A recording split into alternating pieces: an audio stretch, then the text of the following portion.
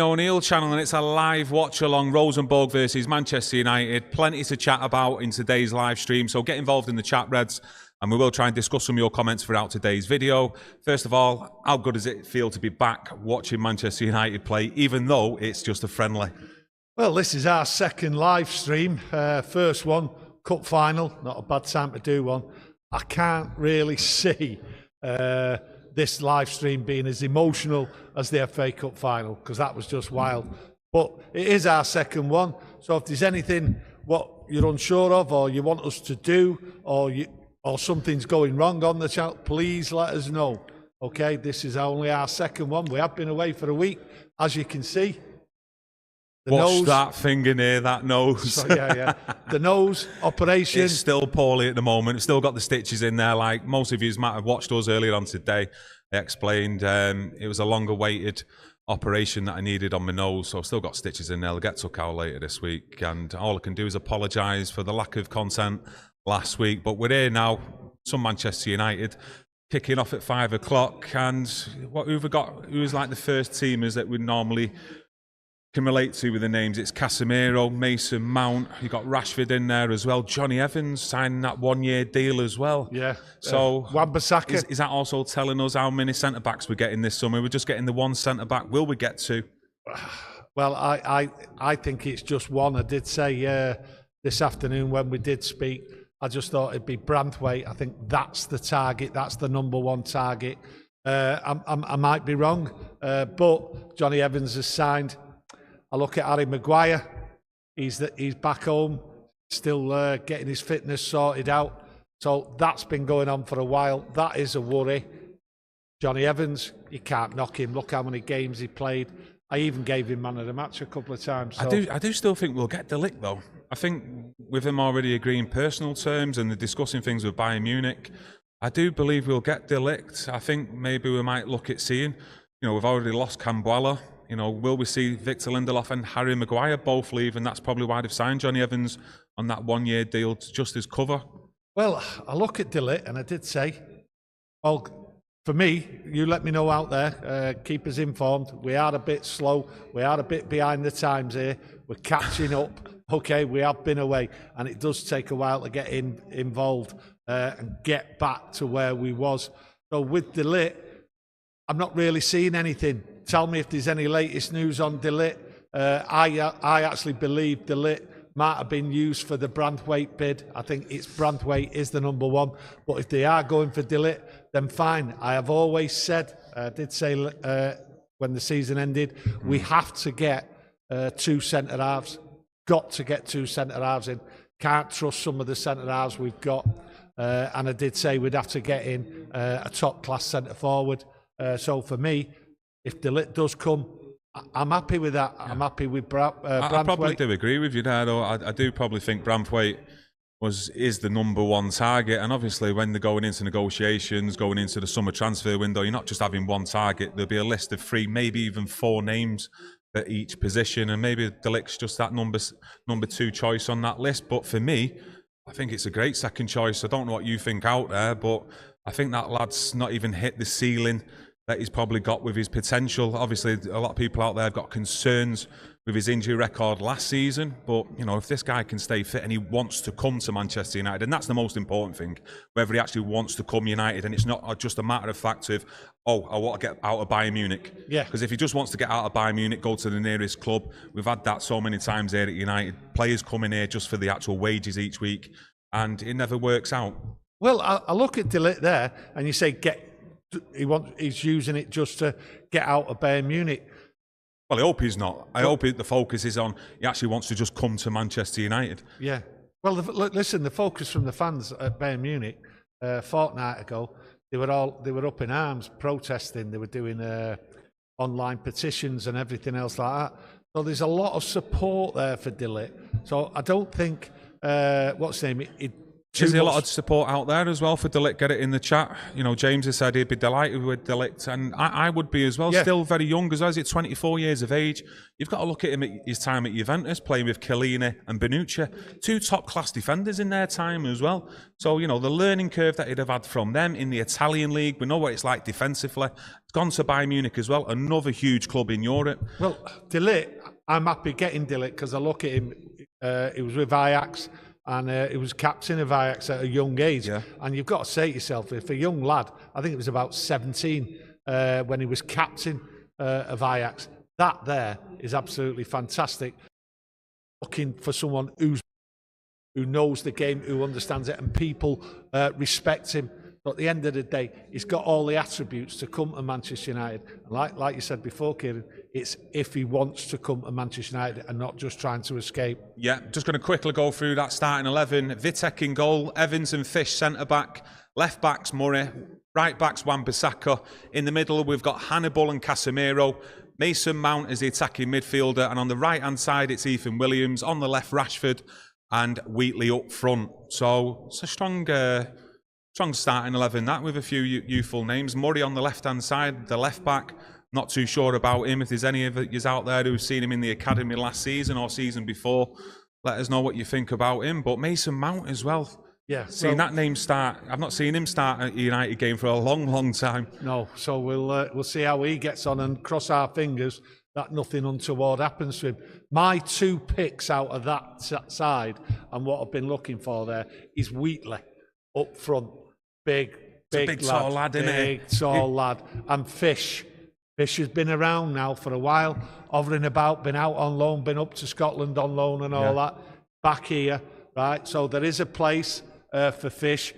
Has he developed? Has he got on with it? Has he got the strength? And is he capable of standing up to Premier League? So he's got a lot to prove. So Fish, to me, he's my one to watch. And Wheatley. Wheatley, to me, I've seen him a couple of times. Seen him when he's tried to step up. A little bit gangly, but at the end of the day, with his age as well, I totally get what you're saying there. He's at that age now in the next couple of years where physically he can start them filling out.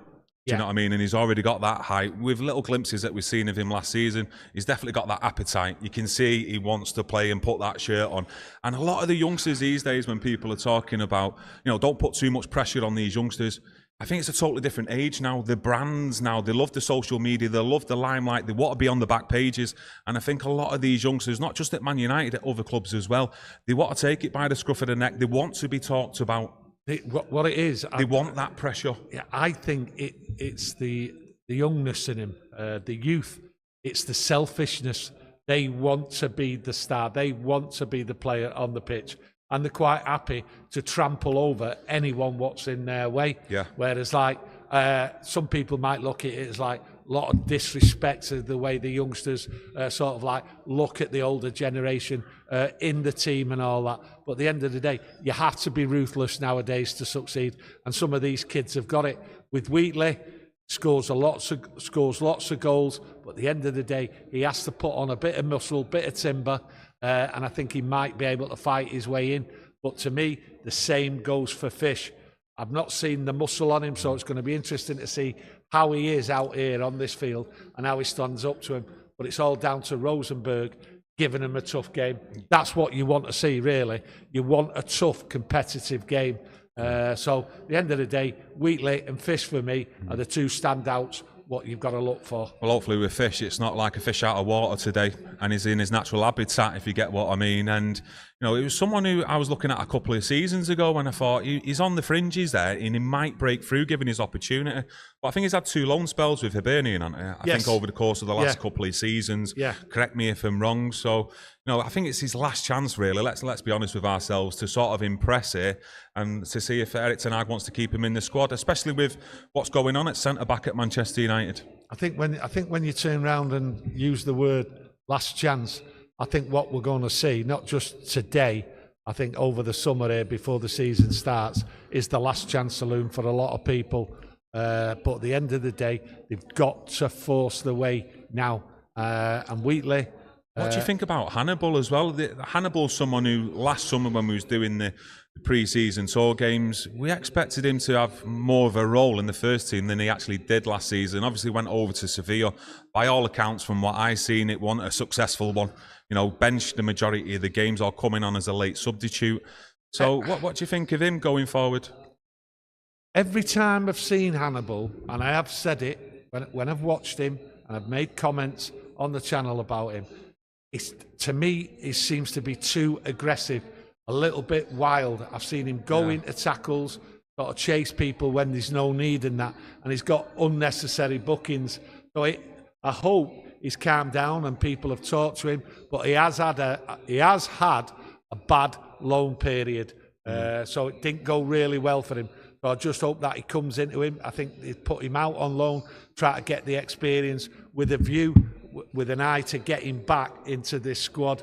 So really, I think he has it all to prove that he has turned the corner, that he has sort of changed his game. So with a bit of luck, that tackling, that ruthfulness has gone out of him and he puts it into order. That's what you've got to look with Hannibal over the summer here now. I think it was when we played Galatasaray in the Champions League here at home. Ten Hag opted to start him in that game, but I'm pretty sure, if my memory serves me right, that he got took off at half-time in that game because he just couldn't get involved in the game. Made a couple of rash tackles in there, and we didn't really see him again after that. So, like you say, it's his temperament on the pitch. Some players actually need that temperament, that fire to perform. You know, the likes of Wayne Rooney. Don't get me wrong, not comparing the players, comparing the temperament. But, you know, if you take that away from him, they're not the player they used to be. Look at Dele Alli. Yeah. He had that temperament, that hunger when he was younger at Tottenham, and it just fizzled out kind of thing. Well, the temperament with him there is like, I liked it at first, but then it never seemed to change. It seemed to like carry on, and he seemed a bit more determined. I think what it was with him, I think he was trying too hard, doing too much work, trying to take the responsibility on. I'm the man, I'm on the pitch. Just like what we've just spoke about there. These youngsters, pretty ruthless, they'll walk on anyone and they'll try and take it on. Lack of respect, but it's quite right to have a lack of respect.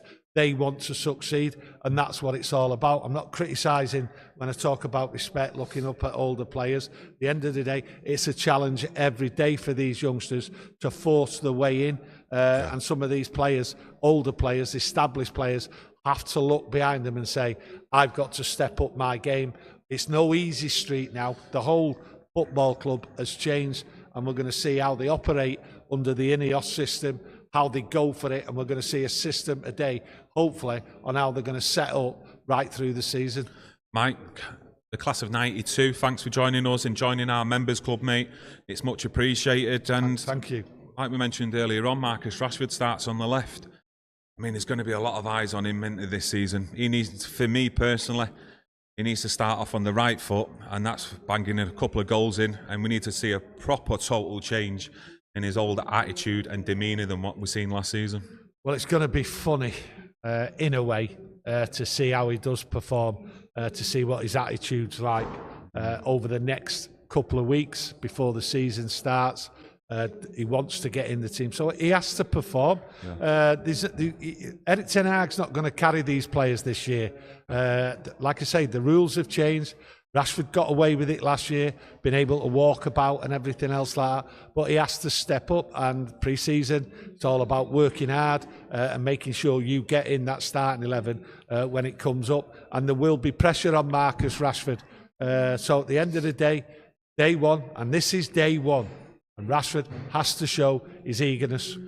Yeah, there was reports, wasn't there? It was a couple of weeks ago, might even still be out there, that him and Ten Hag had a falling out, a bit of a disagreement. I don't really believe that, to be quite honest with you, because if you look at how many times Ten Hag chose to start him, to me, it doesn't show any rift there between the two players. To me, it was unbelievable how many times Erik ten Hag started him when the whole fan base, virtually the whole fan base, was saying, what's he doing on the pitch? At the end of the day, he's walking round. He had a sulk on him, wasn't chasing back, didn't seem to work hard.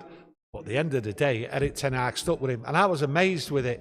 So I don't know whether it was an influence from inside the club telling Ten Hag, keep playing him. But at the end of the day, he can't do that this year because he'll lose his job. any player what doesn't put the effort in, and Erik ten Hag keeps playing him, then he won't get the respect from Ineos, because he has to make sure these players start playing football and keep it up and keep improving. There's no carriers in this team this year. It's his third year, Erik ten Hag. No favourites. Anthony's always been his favourite. That's what people say out there. But he's had an understanding with Anthony. He knew Anthony. He worked with him at Ajax. He had his problems off field, Anthony, but he kept with him. And to be honest with you, when you look inside the club, he sort of worked with players. He's worked with Sancho. He's tried to help Sancho and these other players there. So he has got a habit of carrying on and pursuing, working with players. But with Sancho, there was a limit. Sent him away and all that. Come back, couldn't get in the team. And then obviously he had that fallout. But with Anthony, publicly, he's not really had the fallout with him. So it'd be nice to see him working with Anthony to try and get him in that starting 11. I want to see Anthony in that starting 11 at the start of the season, okay? Because if he doesn't get in it, then I think the writing's on the wall for Anthony. Thing is, though, with Anthony, it feels like he's a noose round ten Hag's neck at the moment because of the huge transfer fee that he come here. It's clearly just not worked out at all. You know, in the 2 seasons he's been here, doesn't look like really he's going to settle or can adapt to the pace of the Premier League either. So, you know, he's got a huge task there to turn things around. Not just the player himself, but Erik ten Hag, because he must feel so disappointed and let down in the performances that he's seen from him in the 2 seasons. Surely. Yeah, listen, big disappointment. I think he's shocked, Erik ten Hag, at the level what he's produced. You know, he had a couple of good games when he started. I thought he was going to turn it on. But I think he's shocked, and he has to get it right, or the powers that be will just say, look, he's not doing it. And he will be a noose round Erik ten Hag's head if he carries on playing him when he's not performing. I mean, I expected him, lots of people out there expected Anthony coming over, didn't really know that much about him before he come. I expected a winger costing that much. You just expect like someone in the old-fashioned way of like Ryan Giggs and all that. You know what I mean? That, yeah. Like someone who's going behind, crossing balls, getting it in, scoring goals, running in behind, latching onto balls, being in the penalty area, and you've just not seen it. And what a disappointment for everyone with that price tag. And he's really let everyone down. Let himself down, really, with his performances on the pitch and his attitude. And I have said, I don't know what people think out there of Anthony, but I have turned around and said, like, he's got a temperament there, which is wild, kicks off for no reason, shouts at people, tries to look for a fight. And I mean, literally, tries to look for a fight over nothing. Yeah, he could have a fight with himself in a room with no windows or doors, couldn't he? He just seems one of those, like, I've got a problem. I'm an angry man. Yeah. So let's see how he's going to handle him this year. But hey, we'll see him in a couple of weeks. Well, it may be in a few days, maybe weekend or the week after. But that's Anthony for you. But he said it's ten Hag's problem, and he's got a few. Yeah, we've got to see one of the players, though, surely this season, grab it by the scruff of the neck on that right-hand side and stake a claim as the number one, though, this season. Because it still just seems like up in the air. Who's your first choice on the right-hand side? Is it Anthony, Ahmad? You know, is Jadon Sancho going to be here longer than pre-season? Will he be still a United player from the start of the season? Well, let's work it out. Who's on the right? You've got Palestri, who's coming back. Yeah. You know, Palestri, good player. I mean, he's never when I've watched him play for United, I don't think he's let United down. So you've got Palestri. Like I say, you've got Ahmad. Ahmad, who goes at people, is exciting. I didn't think he'd make it, but with the games what he played, second half of last season, I thought, I'm changing my opinion about this kid because the ball at his feet, right, and when he runs at people there, he is frightening, and he's got close control, which defenders hate when you're running at him. So Palestri, Ahmad, then you've got Anthony, so he's got to step up, and then you've got Sancho. So that, at this moment in time, without any youngsters, what are going to be tried out over the next couple of weeks. There's 4 for one position. And then if you look at the right-back position, if Wan-Bissaka goes, there's one right-back. What have we got at the moment? One fit left-back in Luke Shaw. So it's down to the youngsters on this tour here, right, which starts now, left-back and right-back especially, to start performing, to be able to give themselves a chance to get in the squad. So it's a stiff task what we've got here, not just today, but right through the next few games, and then when we go to America. Casemiro starts as well today, and don't get me wrong, I'm not too sure of the facts. If you do out there, let us know. But that FA Cup final, to me, seemed as though like he might have had a few choice words of Erik ten Hag, because he was fit, and then all of a sudden he wasn't fit at all, even to take part in the squad. So strange. The noises what came out after that cup final, and little bit of radio silence going round, no clarity on it and all that. Looks as though he had a bit of a huff, shot off, didn't celebrate with his mates, which is strange really. Cup final, FA Cup final, the biggest trophy, domestic trophy you can go for. You have to be part of them celebrations. So to disappear like he did, I think there's something wrong in the camp. Maybe he's out here playing now, looking to stay fit, wants to compete, and there might be somebody out there. There is rumours out there. I'm not saying I want him to go, but I think that's why he might be in this team today, to play and to give people out there a chance to look at him and say, yeah, Casemiro, fit, let's get him over here. Yeah. Maybe that's what it's about. Or maybe Casemiro, you look at it the other way, he's turning around going, play me. I want to get fit. I want to be right for the start of the season. I want to be part of this squad. So you don't know, but it is strange with what happened after the cup final and the way the media and reports have come out. But Casemiro might be doing it the other way around. We might all be fooled here. What you see isn't always the right thing, what's going on. And with Casemiro, you just don't know. Yeah, I've still got the likes of Eriksen. Think he's got a part to play next season, or should he look at maybe getting rid of Eriksen? What do you think? And then trying to bring another midfielder in as well? No, I don't think Eriksen's got a part. I just don't see him getting a part. I think he's too slow. I think the game takes him by. If he does stay, and if they don't get rid of him, I think he'll just be used as substitute to come on for injuries and things like that. I think the game's passed him by. The speed of the game has passed him by. Good player, good technical player and all that.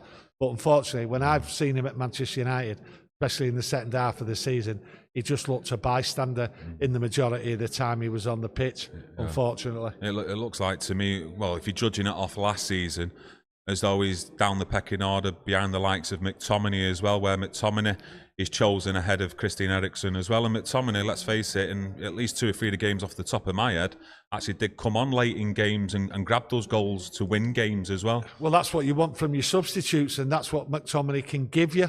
I like McTominay. People out there who watch regular know that I like McTominay, and I'll always advocate for him to be in a good squad member. For me, stories out there about McTominay going. I think he's way above Eriksen. So if anyone was going to go, it'd have to be Eriksen. And you'd keep McTominay because he is good when you need something up top, when you're chasing something. And he's also good at the back to help out defend in front of the back four and to go back into that penalty area. So for me, Eriksen, I think he's surplus to requirements, to be honest with you. Yeah, you've got to look at McTominay. Me, myself, I think he was one of the best in the squad, along with Varane, who's obviously left, at defending set pieces from corners, free kicks. Them two, I think, we're always there or thereabouts, getting the head on it. And if you're looking at this Manchester United team now, height is a little bit of a worry. If you're looking at it, with the players that we've got available or who are more or less going to start in the starting 11 based on the squad now. So, McTominay can always do you a job. But like you said about Eriksen, there has been games last season, and it's not just McTominay, where games have passed him by in that midfield. And for me, I do agree where he is a good squad player. He gives you something different for maybe the last 20 minutes with his height, his physicality, and being able to get into that penalty box late and get his head on things, get his foot on things, and just create things, cause a bit of chaos. Yeah, I think McTominay, 60, 70 minutes, I've seen him perform. Yeah. It's when he's like doing 90 minutes, he seems to tire, and then the game bypasses him. But you mentioned height, free kicks, and two of the players we mentioned, McTominay and Casemiro, they give you that. Yeah. They give you that from the free kicks. Yeah, you know, attacking. you look at the goals from free kicks and the headers from corners, what Casemiro has done. And McTominay's the same. He's back there, he's intercepting with his head, and he's there and he challenges. So them two give us the height. So take them two out, you know, I really can't think of many, many more what give you that height. Varane's gone now. Varane's gone. Yeah. You know, you've got to look at that. That's a blow when you look at someone as tall as him with his physique and that. And, you know, obviously, like, he knows how to play the game, Varane, and he gives it you with his header in defence, and he can give it you when he attacks. But for me, when you look at Scott McTominay and Casemiro, they give you that height, they give you them goals, and they have scored them. Thing is, as well, like you look at Anana last season, he made a few mistakes, you know, individual mistakes as well, where you're thinking, wow, you know, he should have saved that. His hand should have been stronger. That was my fault. The majority of the time, should have got a stronger arm to it. But he does need a settled back four in front of him this season, surely, because the amount of chopping and changing that was done to that defence last season, it was beyond a joke. Every goalkeeper needs a settled back four. You need to know who you're playing with, what their skill set is, how they perform, what's best for them. You just need it, and he's not had it. It's been absolutely atrocious for him. But the thing is, you look at goalkeeping coach is gone, goalkeeping coach is coming, so that might help him. Yeah. But you are right, and you look at some of them goals what shouldn't have gone in. Okay, you know, the cup final, for instance, that goal should never have gone in, and to me that was a weak hand. But we've seen it a few times from him, so he has to overcome them. With the new goalkeeping coach, that might help. So at the end of the day, cut out the unnecessary mistakes. Them mistakes have cost us dearly sometimes, you know what I mean? They'll be on a high though, Lisandro Martinez and Garnacho winning the Copa de America. Yeah, we've got someone out of the squad who's actually celebrating, so that's good. I just feel sorry when you look at some of the squad members, especially Mainu, young lad gone out there. I don't think he expected to play as much in those Euros, to be honest with you, and he was thrust into it. And I've always said about Mainu, people are trying to rush him. People are overpraising, as far as I'm concerned. He's a very good player, but he's still got a lot to learn. He's got a lot of development there. And I think, especially United fans, from the comments and what I see out there and who I talk to, they go on about Mainu, and I think they're overhyping Mainu, and I think it's unfair, really. I mean, a little call there come from Scholes, Paul Scholes, the other day, saying I think he's better than me at my age, and that's Paul Scholes saying that. So I think that was a little bit over the top with it being England, and yes, one or two good performances. Keeps getting brought off though. Getting brought off.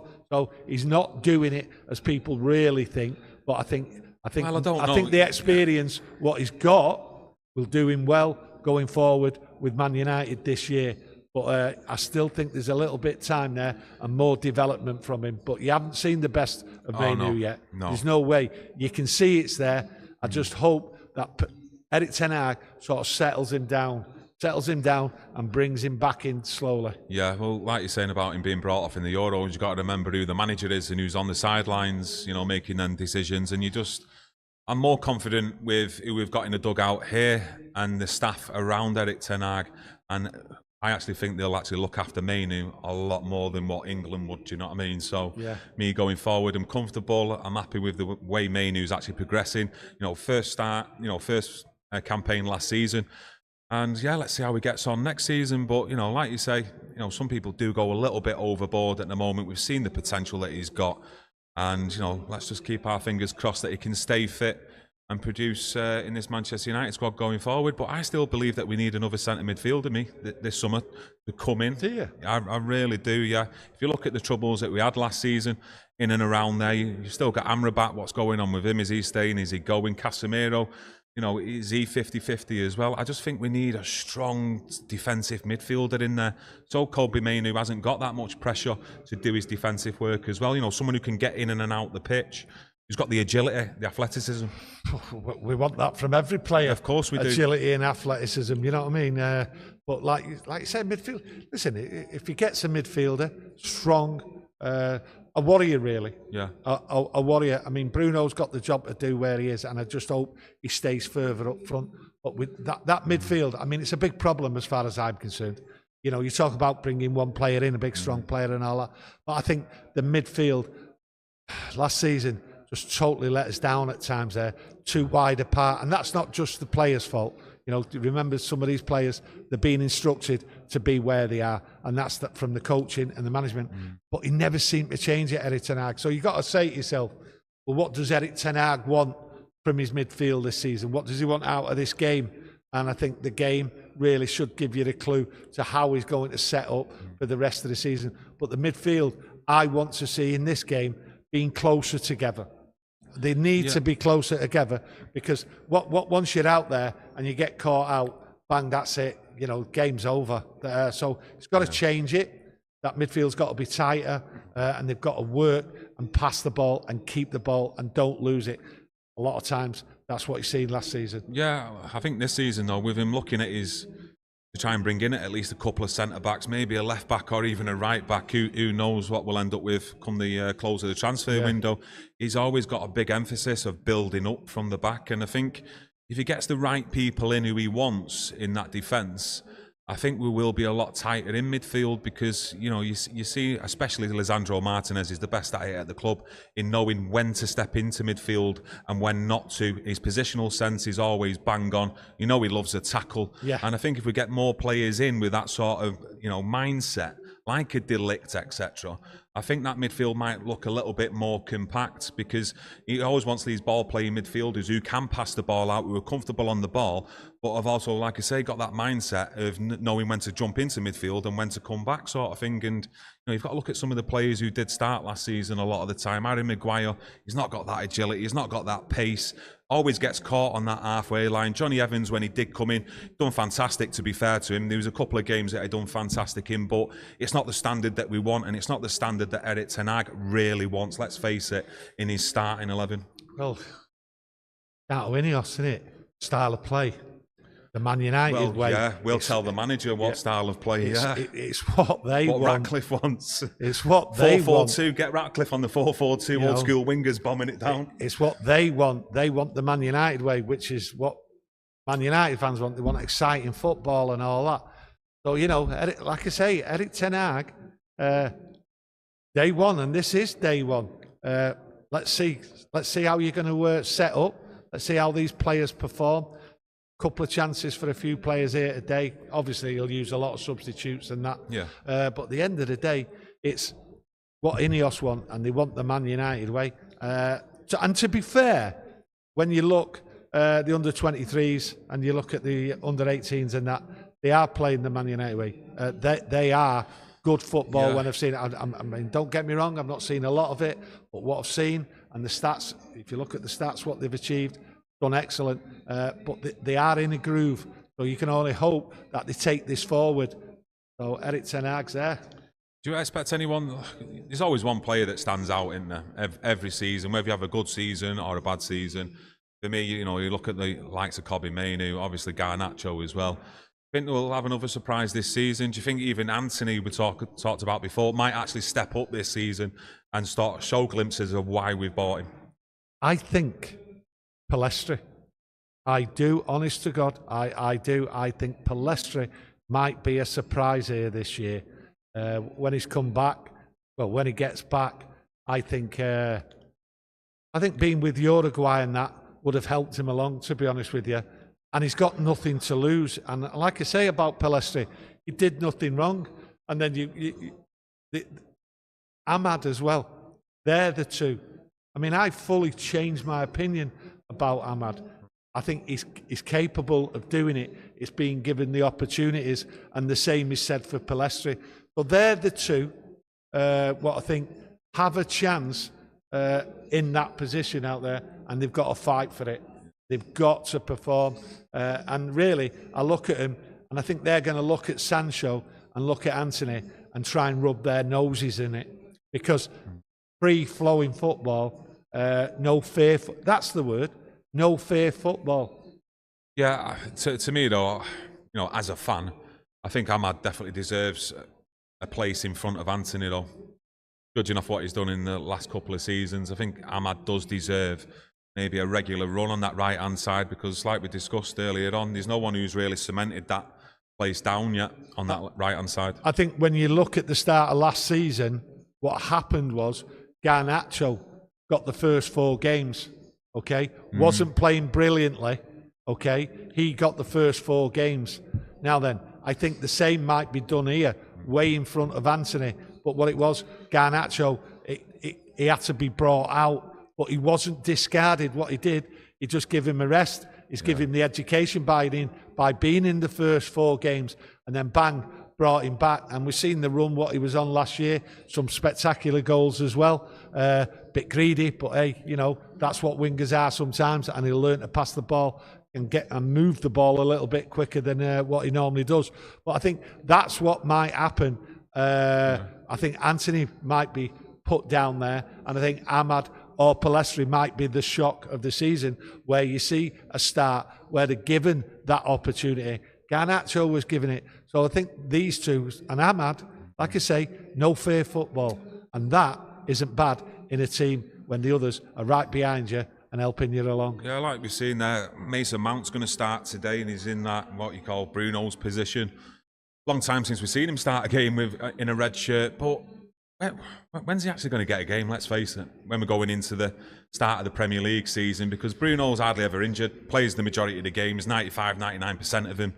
But where does Mason Mount even fit in? You know what I mean? Surely he's sat there himself thinking, you know, if he's only ever going to play me in Bruno's like role, position, you know, how many games am I going to realistically play? To be honest with you, I don't think there's many Manchester United fans out there have got a clue where he's going to be put. Because it's a huge fee as well for a player to bring in, just to be like an understudy, a number 2 to Bruno. You know, how much was the fee? Was it about 55 million or something like that? Yeah, 55. It's a lot of money, that, just to bring in to warm the bench. Because let's face it, that's what he's done, apart from being injured. Well, I think the main thing about Mount is he has been injured. But at the end of the day, it's where's he going to play? Yeah. If he's fit. And if he's fit, he'll want to play. But who's he going to put pressure on? That's the thing. Do you think we'll see Ten Hag maybe give Bruno more of a rest then this season and start playing Mason Mount? Because some people out there, especially last season, were saying, look, Bruno needs to be dropped. You know, he can see he's dead out on his feet. You know, he needs to sit on the bench, maybe watch a couple of games, you know, relax kind of thing. But we didn't have the actual backup in there with injuries and the quality of depth to replace him sometimes, just to give him that breather. Look, you look at Bruno. Bruno doesn't want to be dropped. Bruno wants to play every game.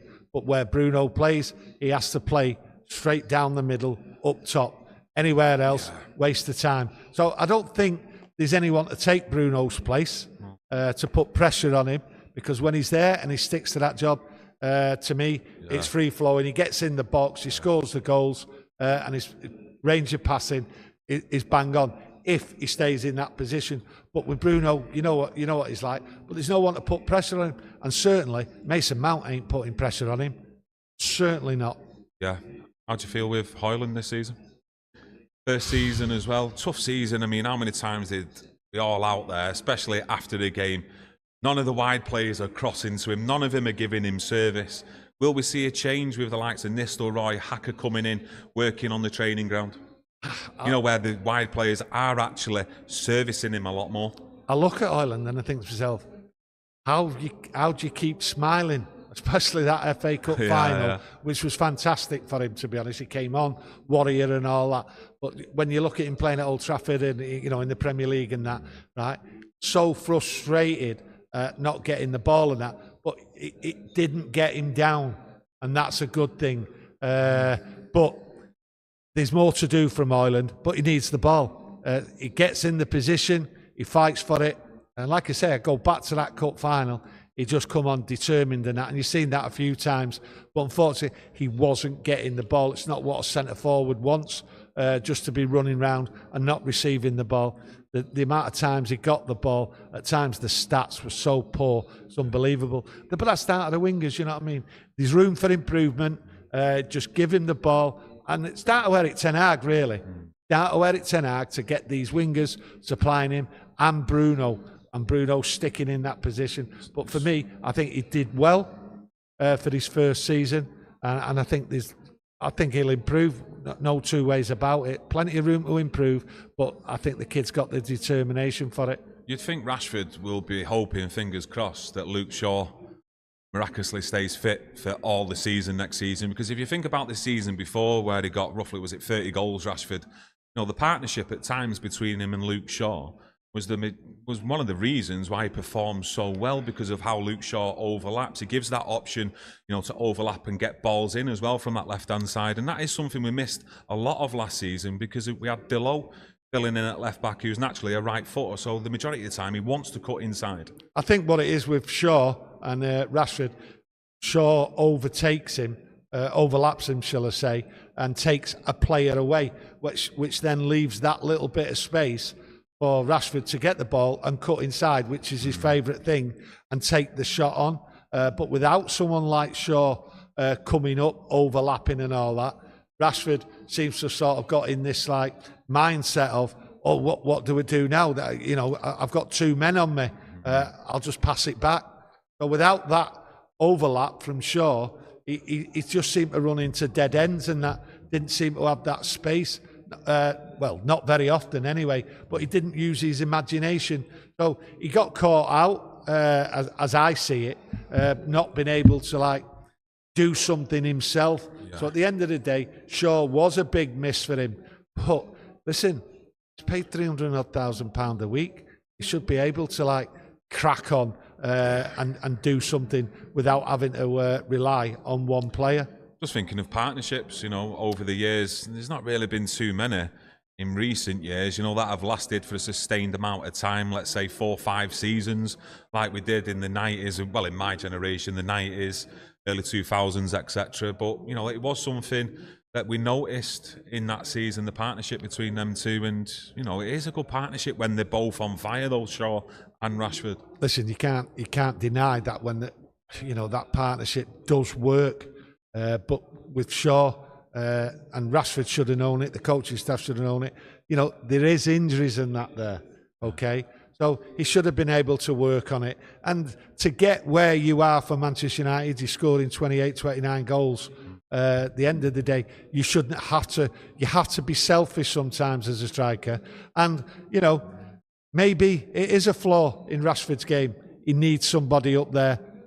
And if Rashford, if Shaw isn't available, then it's got to be sorted out where someone comes up and helps Rashford and overlaps. But we didn't really see that on both sides of the pitch, to be honest with you. Do you think, well, judging off obviously the Euros, when the actual national teams got knocked out of the competition, etc., would you expect Højlund to be the main striker when we play Fulham on that Friday night, or do you think Xerxes will get a chance?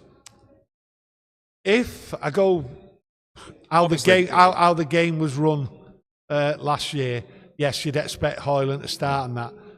But with players coming in, you know, you got Xerxes, what's just coming in now. Yeah. You just don't know the style and the shape of, and obviously we might start to get a clue today about the shape and the style. But I think Højlund, I don't think the pressure will be put on him to play every game.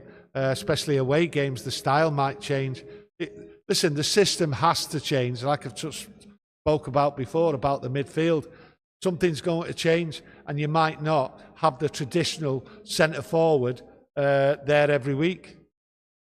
Yeah, just having a quick look through the team, any latest news, and we've actually signed that goalkeeping coach, Yeli Tenruwala. I know I got that absolutely bang on wrong. Well, I won't be trying that. I'm not trying that. If there's any Dutch Reds out there, please get it in the chat and helping me out to pronounce that. But yeah, basically we've got a new goalkeeping coach. So, I'm not going to try and pronounce it. Yeah, like you said earlier on about Anana, he definitely needs a stable back four, consistent back four next season, because he didn't have a great start, let's be honest, in his first season.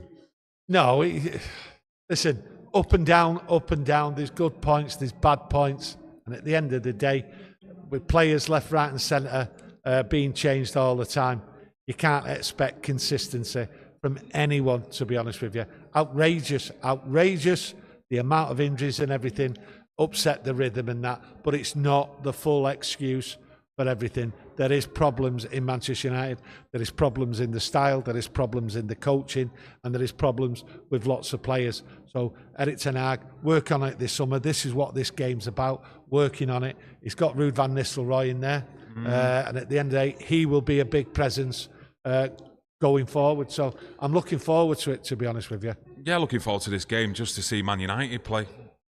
Honestly, just to see a red shirt playing football again. Well, I really am. What, you're mad for it? I'm always mad for it, you know that. I know that. Always mad for it. I'm sure loads of you out there as well. I'm mad for it as well. I'm absolutely buzzing, to be honest. Just to see a game of football with Man United. I think it's less than a month before we kick off. Obviously, we got the Charity Shield as well. Do you know what I mean? I'm glad we've actually got Arsenal and Liverpool in the mix as well as pre-season friendlies as well. Yeah, Arsenal. Obviously got the Charity Shield as well, or Community Shield, is it called now? Well, listen, the Arsenal game, you know, over there in America, but then you've got the last one in America, which is Liverpool. So that's where you have, hopefully, a lot of the players back up to a certain level of fitness, and they'll have to be. They've got to work hard in this pre-season, and then you've got that Charity Shield. I think when you look at the whole summer of pre-season, I think everyone has to sort of look and say, Charity Shield, it needs to be done. They need to be right up 100% work rate and ready to kick off the season. They've got to be. You'd like to think as well the majority of his signings, if not all of them, you know, for that Charity Shield game, they need to be in there. They need to be in the squad to be settled around their new environment, you know, getting used to the players, the training regime, just to Manchester itself. Do you know what I mean? With the weather, you know, one of them. Well, just acclimatise themselves. Just the weather alone, I agree with you. I think it'll be a farce if we've not got the players in by the time that America tour's finished. I honestly do. I think it'll be a farce. There's players out there. There's players available. It's down to the money. That's the thing that worries me, though. Like, if we've not got, you know, the majority of players in that he wants before that game against City, you know, the later it goes into the transfer window, how many times have we seen it over the years where all of a sudden it's a panic buy and they end up slapping an extra 20 million down than they actually wanted like a month, 2 months prior? Well, if it ends up panic buying, then nothing's changed. Nothing's changed. We can't have a panic buy. Yeah. We need a settled squad, right, before that Charity Shield. Yeah. And we need to be able to see. Fans want to see it. Yeah. They don't want to see a mismatch of a Charity Shield. They want to see the team out there, the squad out there, fully fit, and this is how we're going to tackle the season. And we need to see it there. So, obviously, what we got? 5 out of the squad here. Listen, it's not a guarantee that all that 5 who were out the main squad from last year will be here. You know, you look at Wan-Bissaka, there's doubts, big doubts. There's big doubts about Casemiro. Mason Mount will be here. Listen, you know, Rashford, is the doubt still lingering about him? Will something happen about him? You can never say no.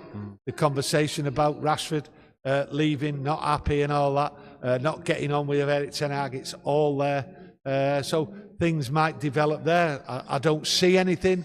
I'm not saying it because I've read anything. You know, conversations, words are out there about Rashford. So there is understandable doubts, especially amongst the fan base.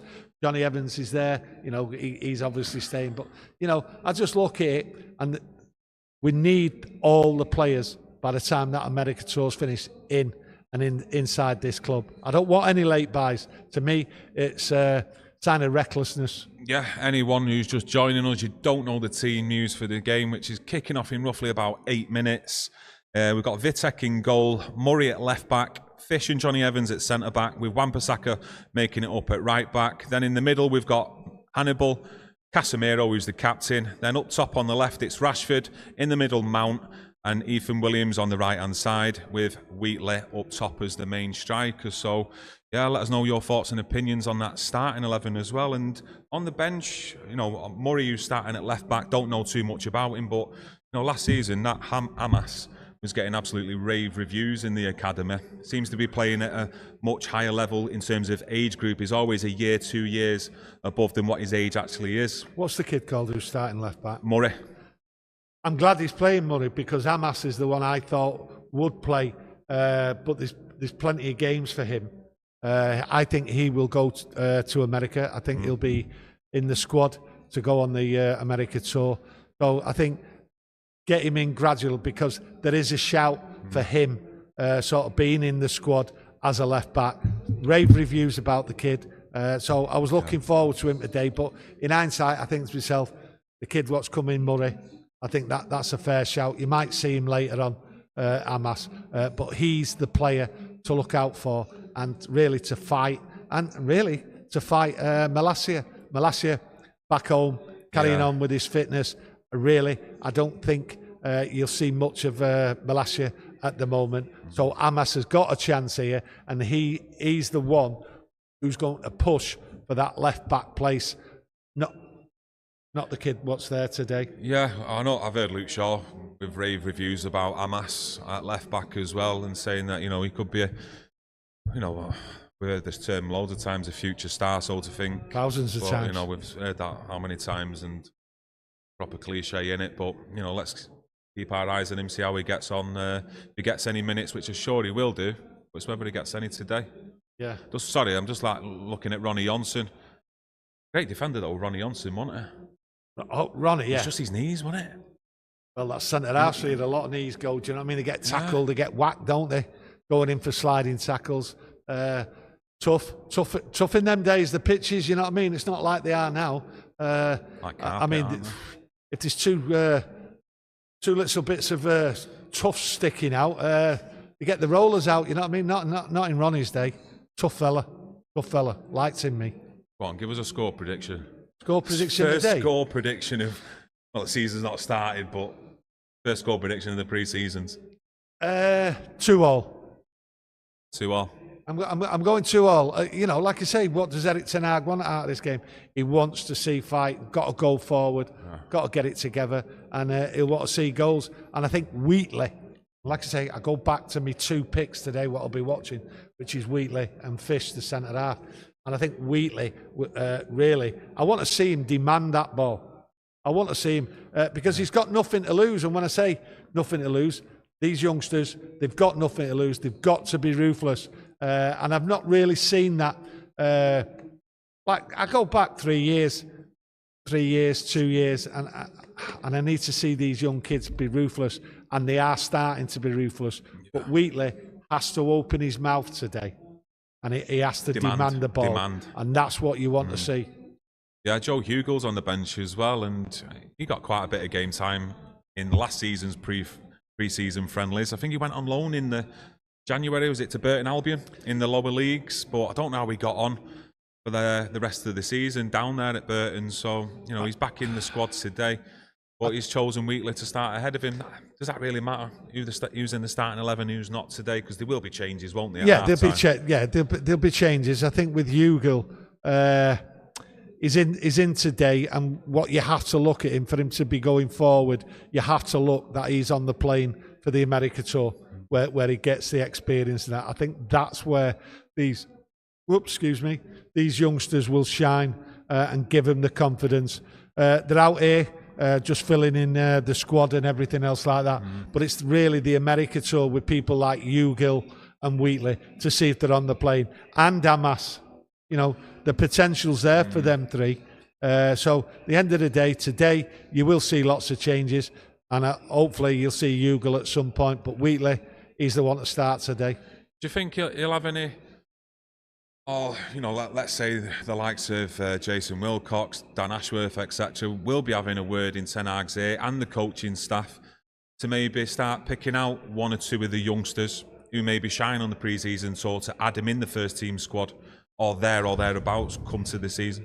I think some of these youngsters have already been earmarked by the performances last season. I think that's what it is. I don't think anyone being picked out on that will revolve around today.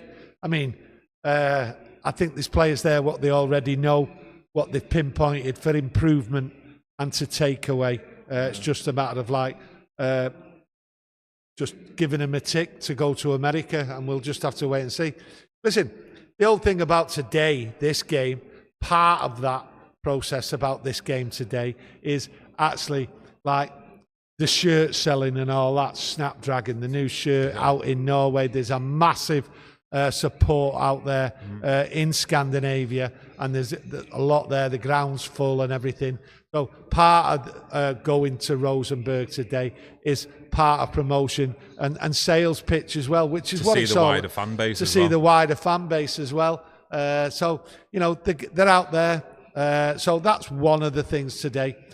Youngsters, I think they're already earmarked for like, you need to improve, and so going to America, I think 90% have already been chosen. I was just thinking that aren't Rosenborg playing their season already? So they'll have a level of match fitness though today. Well, just let us know in the chat. I'll have a quick check, but I'm sure their season's underway. Yeah. Well, you want a tough match, so a lot of fitness by him.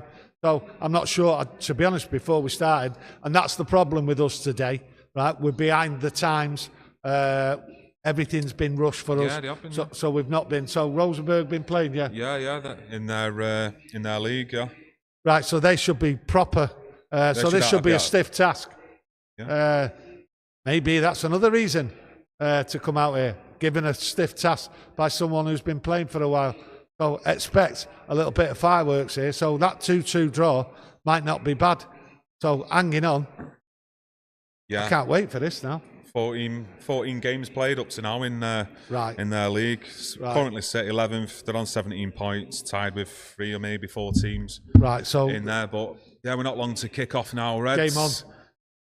About to start. Here we go.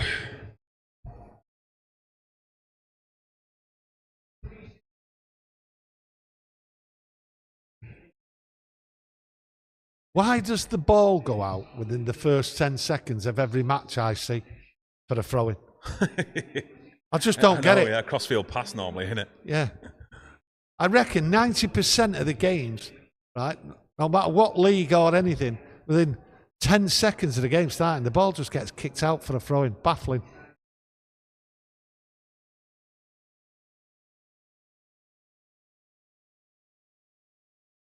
There we go.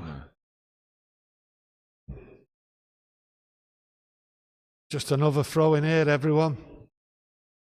Yeah, Rosenborg in Man United's half. Just want to see if there's any changes, maybe even tactically, you know, how the actual players set up in a system. But to be honest with you, it looks similar to what we seen last season, to be honest.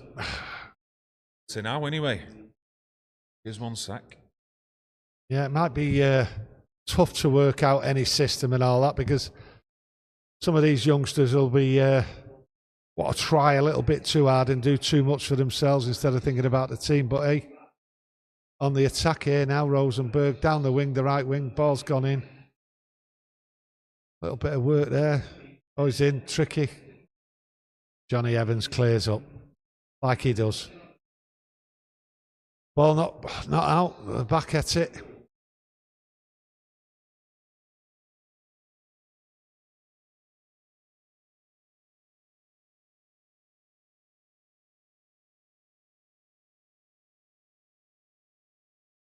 Ball given away, still on the edge of the United's area here. Shot. Ooh. Deflected. To be honest with you, I've not seen much of United's keeper though, this one. Vitek. But he looked all right last season though, that Koval. Obviously went to Bayer Leverkusen, great move for him. They went and won the league over there in the Bundesliga. But, you know, but he was a good keeper, him, wasn't he? You don't think? He was a good keeper. I was surprised he went. Vitek's not really seen much of him, to be perfectly honest with you. I'm not going to lie. Yeah. Corner for Rosenborg. Oh, free header. Yeah. Free like header there was there. A few red shirts around him, but he managed to get his head on it just over the bar. Free header over the top. Yeah. Got away from Johnny Evans there. Anything? Anyone there? Keith said in the chat, do you think Rashford will stay at United? I'm not sure. I'm honestly not sure about Rashford. I have said it many times. I've not trust Rashford since 18 months before he signed his contract. I think he played United to get more money. I think he used the Paris Saint-Germain thing as like United have got to get him, especially, don't forget, he scored all them goals, didn't he, that season? So at the end of the day, I'm not too sure about Rashford. I don't like his attitude. And some people have said I might have gone over the top last year on him. I don't think so. When somebody just, to me, down tools against Newcastle away halfway through the season, and the attitude's been bad. Will he go? I don't really know. Is anyone going to come in, pay big money for him, and then pay them big wages? I think he's here to stay, to be honest with you. Yeah, I do. I just don't see how anyone is going to prize him away, because United will want big money for him, and then wages, that's the problem. Think of that in the actual kit, United kit. I actually like the shirt. I do. It's the first time in a long time I actually like the shirt. Yeah. I feel funny actually saying it. Yeah. I'm not really one for wearing like football tops, to be fair, but no, I actually do like that. 99 shirt I like. Yeah. The home kit and the away kit, everything about the 99 shirt, you know, especially the white shirt. Yeah. That's for me, that's the iconic shirt. Yeah. When it comes to shirts or anything like that, I just stick to that. But this shirt, as I've been asked the question, shocked by the question, to be honest with you, but quite happy to give an answer. I like it. More shock questions coming up. Yeah, a little bit scrappy at the moment. What are we just going into 5 minutes now? Bit of a scrap if no one's really getting hold of the ball, putting the foot on it.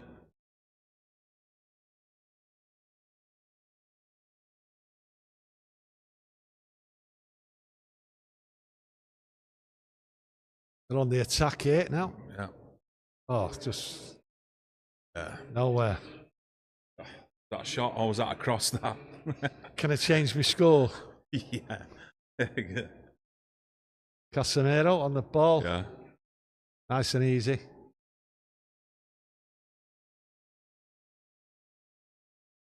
Liam says, would you give Sancho another chance? I think I already know that answer. Right.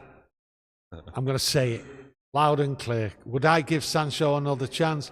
Absolutely not. Okay, go back to him, and I did say it today. Where's his club? The one he loves, back home, which is Dortmund. Okay, he's got no love for this club. Great ball by Mason Mount there, sorry. Oh, that's my opinion. That's what I see of him. He's got no love for this club. Quite happy. He was happy to go over there. That's what he wanted. He wanted out of Man United.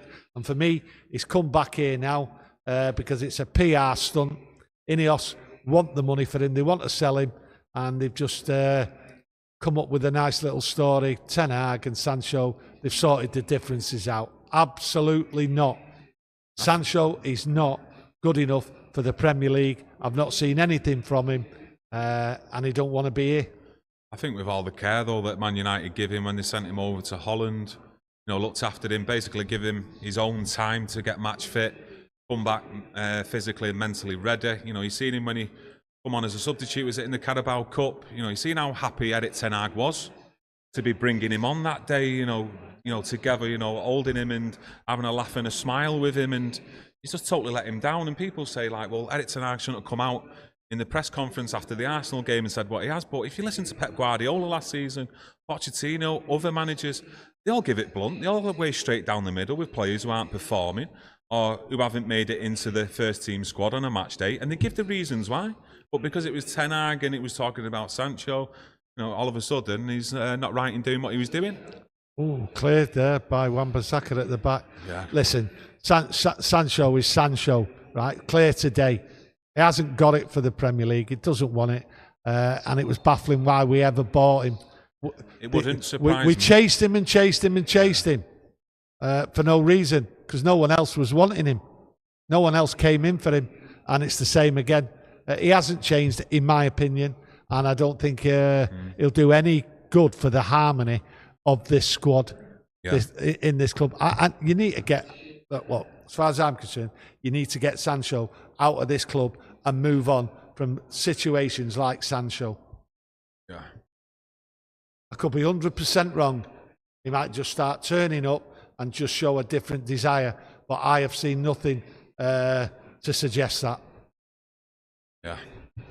Need to start getting the foot on the ball here. United have failed to do so in the first 8 or 9 minutes. Sorry, I was bit sloppy passing. I was leaning on the man because I was having a rant about Sancho, and I was just so. It wouldn't surprise me, though, if he does feature in pre-season, though, and he bags a goal. It wouldn't surprise me whatsoever. Ineos will want to have him. They'll want him to perform in the pre-season. They want him in the shop window just to let people know he's fit and he's capable. But as we all know, pre-season's pre-season. Different story when the real action starts. This is all about fitness right the way through pre-season until you get to that Charity Shield. Right. Oh, Wan-Bissaka there. Yeah. There's no one covering from midfield. Oh. Casemiro there, a bit of a swinging up. Swinging up. Hannibal there. Swinging you up. can't let the ball come to you, mate. Offside there. Yeah, Rosenborg just finished it there. Hannibal was late to the tackle, but luckily the centre forward was offside. Decent ball in to him, to be fair, from the midfielder. Well, I've just seen Casemiro go over. I've just seen Wan-Bissaka, like, slow, not on it. So, not looking good at the moment.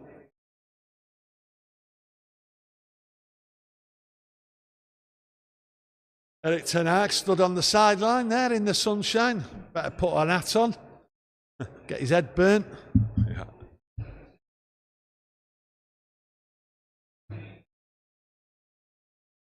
So when you have your stitches out, by the way? Thursday. Thursday it is. Yeah. But you can't guess where my stitches are. Yeah. Like I say, anyone just joining us not seeing today's Casemiro is away here. Give a nice ball there. Oh, poor touch, Rashford. Oh, poor touch, Rashford. That's the type of ball he loves as well, though. Over the top to get in behind as well. Normally his touch would be better. I thought should be controlling that. Yeah, control that. I'm not going to criticise him. I should be taking that with his left foot. Oh, you should be taking it. Yeah, just to. Not going to criticise him. I've got to understand this is what this game's about. Just getting your fitness up. Oh. Wheatley there. Yeah, Wheatley there.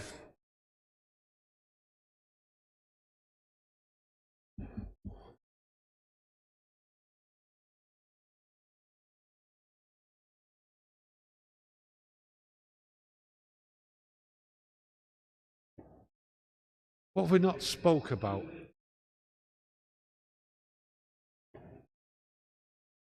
Today. Had any breakfast? Have I had any breakfast? No. Do you know what I normally have? Now you've asked me the question. I normally have about 4 or 5 Weetabix. 4 or 5? 4 or 5. Do you have your Weetabix cold, or do you put it in the microwave, or cold warm milk. it up? Cold milk. You don't warm it up, you have it cold, because some people put it in the microwave and that and heat it up. No. How do you have your Weetabix out there? Do you have it warm? Do you have it cold? I've not had Weetabix for ages. I have it on a regular basis. I don't have it every day. I think around about 4, maybe 5 times a day. But I do eat 4 or 5 Weetabix. I love them.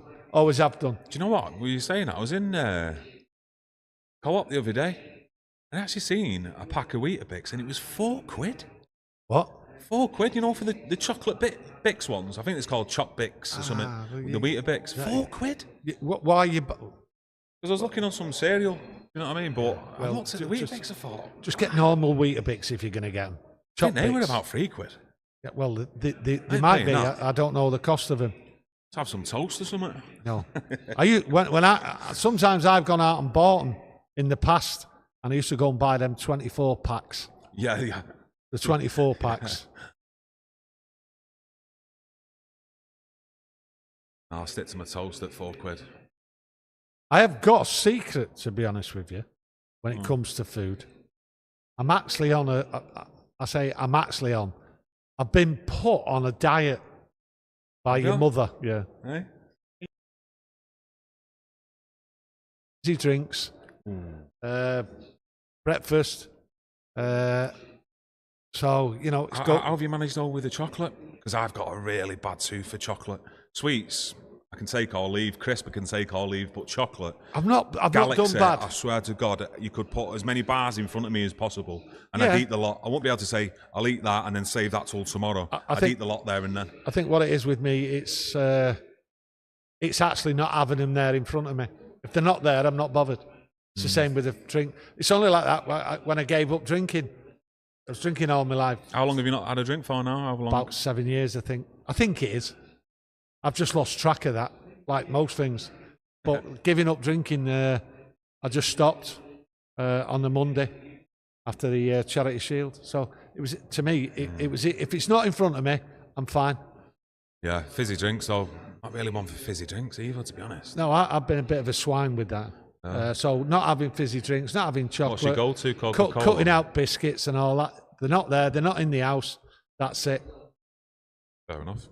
And I do see your mum looking at me when I do come in if I've been out for half an hour, seeing if I'm sneaking anything in. So there's not really a lot when it comes to food gets past there. Oh, yeah. This By the sounds game, of it, she's keeping a good eye on you. Listen, this game at the moment, it's just what you expect. Pre-season friendly. Like I've mentioned 2 or 3 times up to now in the opening 15 minutes. Yeah. No one's really getting the foot on the ball. There's no real actual passages of play, build up. We had that goal that was ruled offside for Rosenborg, around about 10 minutes, rightly ruled offside. But yeah, at the moment, it's just a bit back and forth, a bit scrappy, as they say. I've got to say this, I don't know how anyone out there thinks, if you think the same as me. Atmosphere, where is it? Yeah. I expected a decent atmosphere, but it just seems like they're all just sat down, waiting for something to happen. Nothing's going to happen pre-season, is it really? But maybe they're just enjoying the sun, a few beers, watch United. I tell you, an atmosphere I had, an enjoyable atmosphere, was Thailand. When was it? 20 years ago, maybe. The game there, it was what a laugh. What a laugh. Is that when you had that flag? Yeah, when we had the flag, yeah. But all the Thais were at it as well, do you know what I mean? Yeah. In Bangkok, and that was great. Good laugh. Enjoyable. Well, that's what it's about, isn't it? Yeah, but they don't seem to be having a laugh inside there. No, quiet. Yeah. A lot of games are like that, though, aren't they, pre-season? Oh, Rashford there, got the megs. Tell you what, though, he wasn't messing about that right back there or centre half for Rosenborg. You had to get out of the way there. Yeah, he had to jump over Rashford. Give him the megs. Oh. Yeah, just building up again from the back, Manchester United. I think it was Johnny Evans on the ball. Wan-Bissaka out here to Williams. I think he's just signed a new contract, hasn't he? Is it Williams? Ethan Williams as well? Sure, it was over about a week ago. Was it last week? Someone out there might have to tell us, Kay. Yeah, they will do. Yeah, Marcus Stevenson has just gifted 10 channel memberships, so appreciate that, my mate. Absolutely fantastic. Yeah, there's quite a few of yous there who were getting involved, and welcome to our members club. Much appreciated, my mate. Yeah, and we'll be doing something in the members club over the next couple of days, so we'll have to, like I say, we're behind schedule with everything. Yeah. I might do a little video with me getting my stitches took out in the hospital. How about that? I tell you what, did I tell you about that though? You know what, I've got a decent pain threshold. I've got to be honest with you. Right? I'm not blowing smoke up your backside. I've got a decent pain threshold. But when I was having these stitches put in the other day, right, I'm sat there and they're trying to talk to you, etc. They've put the anaesthetic in. And, you know, within 5 minutes, few minutes of him starting to like cut it open, all that sort of stuff, I felt myself going under. You know, that warm feeling. And then your legs start tingling and they start going like jelly. You're shaming me, son. And next minute, the nurse she goes, are you all right there? And I'm like, yeah, I'm all right. Have you got a drink of water? You're shaming me. She goes, you can't have a drink of water yet while he's doing your nose. Next minute, she starts hooking me up, taking my fucking my blood pressure, puts me on the oxygen thing with my finger. I was like, yeah, I'm all right. You're a little bit low. Start breathing. A little bit low. I tell you what, you've just destroyed any street cred what you had left. Oh, listen, I don't mind. Look, I like having a bit of the crack out there, bit of the banter. But it's the first time I thought, whoa, I've never fainted in my life. You know, fingers crossed I never do. But at that point, I was on the bed and I was absolutely sweating my back out. I mean, when it actually finished, I got up, I was wringing wet. Oh, what a tackle that was. I didn't realise it at first, but in the replay there, anywhere else, it's just gone right Casemiro, up. that's a leg breaker. It's just gone up. Jesus. Casemiro's leg. Ball nowhere. Yeah. Outrageous. Yes, apologies about that. I forgot we was doing a watch along for the game. What's all that about? You don't do tackles like that. Let us know what you think about that tackle. Anyone sees that. Should have been sent off. Yeah. That's the thing. It's like, if I was the manager there now for Rosenborg, I'd take that player out. He could be out. Yeah. He's up. Don't look happy, Casemiro. I'm not surprised. It's like the commentator just said there, and he agreed. How often do you really see yellow cards in a friendly as well? Yeah, and he deserved an actual red card for that. It's a red. But Casemiro's thinking, what's going on here? That there was outrageous. Yeah, I want to see a replay for that. Is Nistelrooy on the sides? Feels strange that, doesn't it? Seeing Reed Nistelrooy, Van Nistelrooy. It does. Look, it don't look happy, does he, Casemiro? I don't blame him. To be honest, he'd done a few of them last season himself, Casemiro, lunging in for tackles like them. It's them scissor ones. What he does. Think, oh, you got your hands in your heads. Yeah, that's because the game. No, you got your head in your hands. Yeah, but that tackle there. Yeah, no, it's a shocker for a pre-season.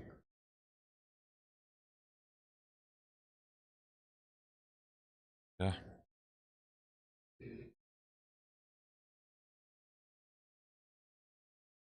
Yeah, like I say, Marcus Stevenson, much appreciated, mate, gifting 10 memberships there.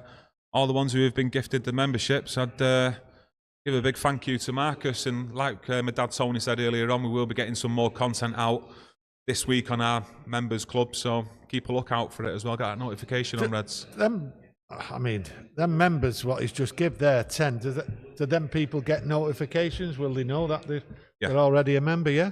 Yeah. Oh, that's good. Yeah, and they get it, well, yeah, I think they get it in the chat, because it's come up on the chat. Right.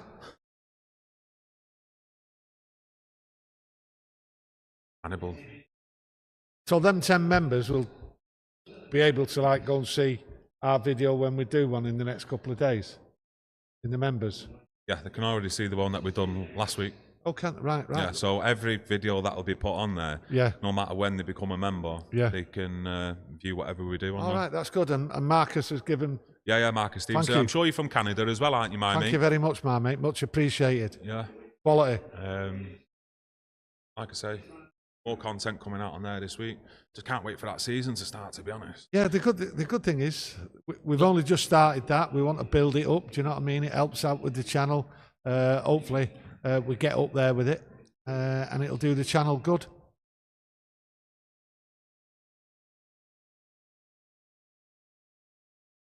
Man United. Mason Mount there, he's dropped a bit deeper, hasn't he? How's the scoreboard doing? It's working all right at the moment. It was funny last year. The thing is, though, if I tell everyone out there, keep an eye on the scoreboard if it's working or not. You'll get people in the chat, Kieron, it's not working when it is. Yeah, we did the cup final with the scoreboard. Don't forget, it was our first one. Yeah. We're late into this. We're getting back in the swing.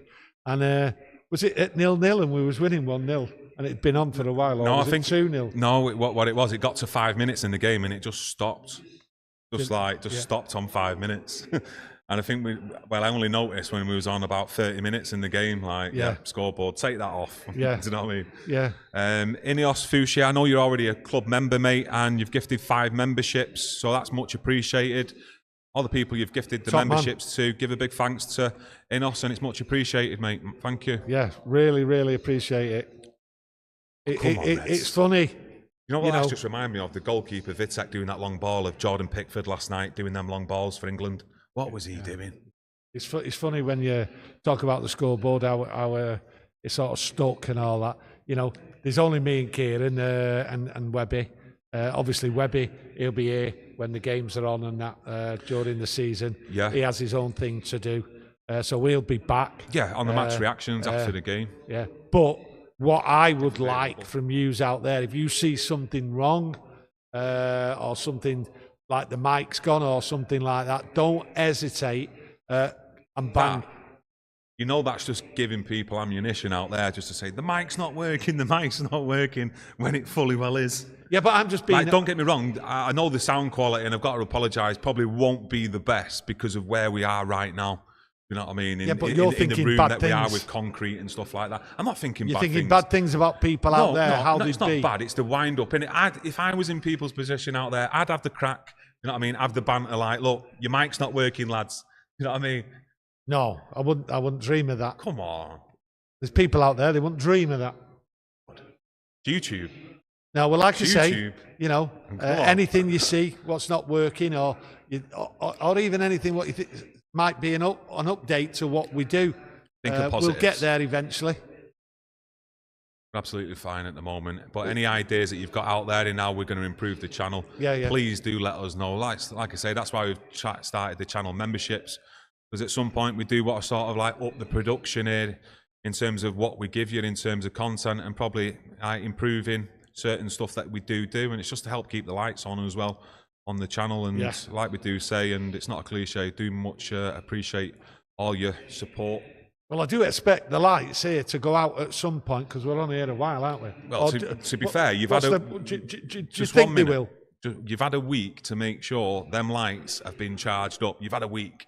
We had no content last week. I was busy under the knife. We had a week just to make sure everything was going to be all right for our first day back on Monday. Okay? Yeah. So anyone out there, if there is any problems or anything wrong, get it in the chat then. I made sure the mics this morning were fully charged, but I've not with the batteries, but I have had them on. I'm hoping they don't run out. I've got one spare, so if they do go out, then you all know it's my fault. I've not... Well, these mics should be all right. They're plugged into the computer, so we should be fine for that. It's the lights. Not the end of the world, is it? Well, I won't really mind if one of the lights go out. I had the bandage on my nose, so... I won't mind. This game, I've got to be honest with you, right? For the second time we've done a live watch-along, I'm absolutely bored out my mind. Yeah, we've gone from the FA Cup final, our first watch-along, to this. I mean, yeah, all it's given me is a bad back. Yeah. But I didn't expect much. So I'm not slagging it or, criticising. I'm just saying I didn't really expect much from this game. Yeah. But I didn't expect it to be as bad. I've not really seen... There's no pattern to play. There's no pattern to play. Yeah. But like you say, it's the first game of pre-season. They've not all had much time. Well, have they, to be fair? Let's have a look who started today. But some of them have played together, including the youngsters. But it's all about getting the fitness. Well, listen, the couple of times I've seen the ball go to Wheatley, really should have done better holding the ball up again. Like we said earlier on, they've already played, 11 games in their season as well. Rosenborg. Yeah. Let's have it right. They're not like a great team, are they? No. You know. Well, I don't know. Decent. In the early 90s. Was it the early 90s? No, listen. I always remember them being in the Champions League. Norwegian side, good history in that, Yeah, just in case. Yeah. No, they're all right. They've come up.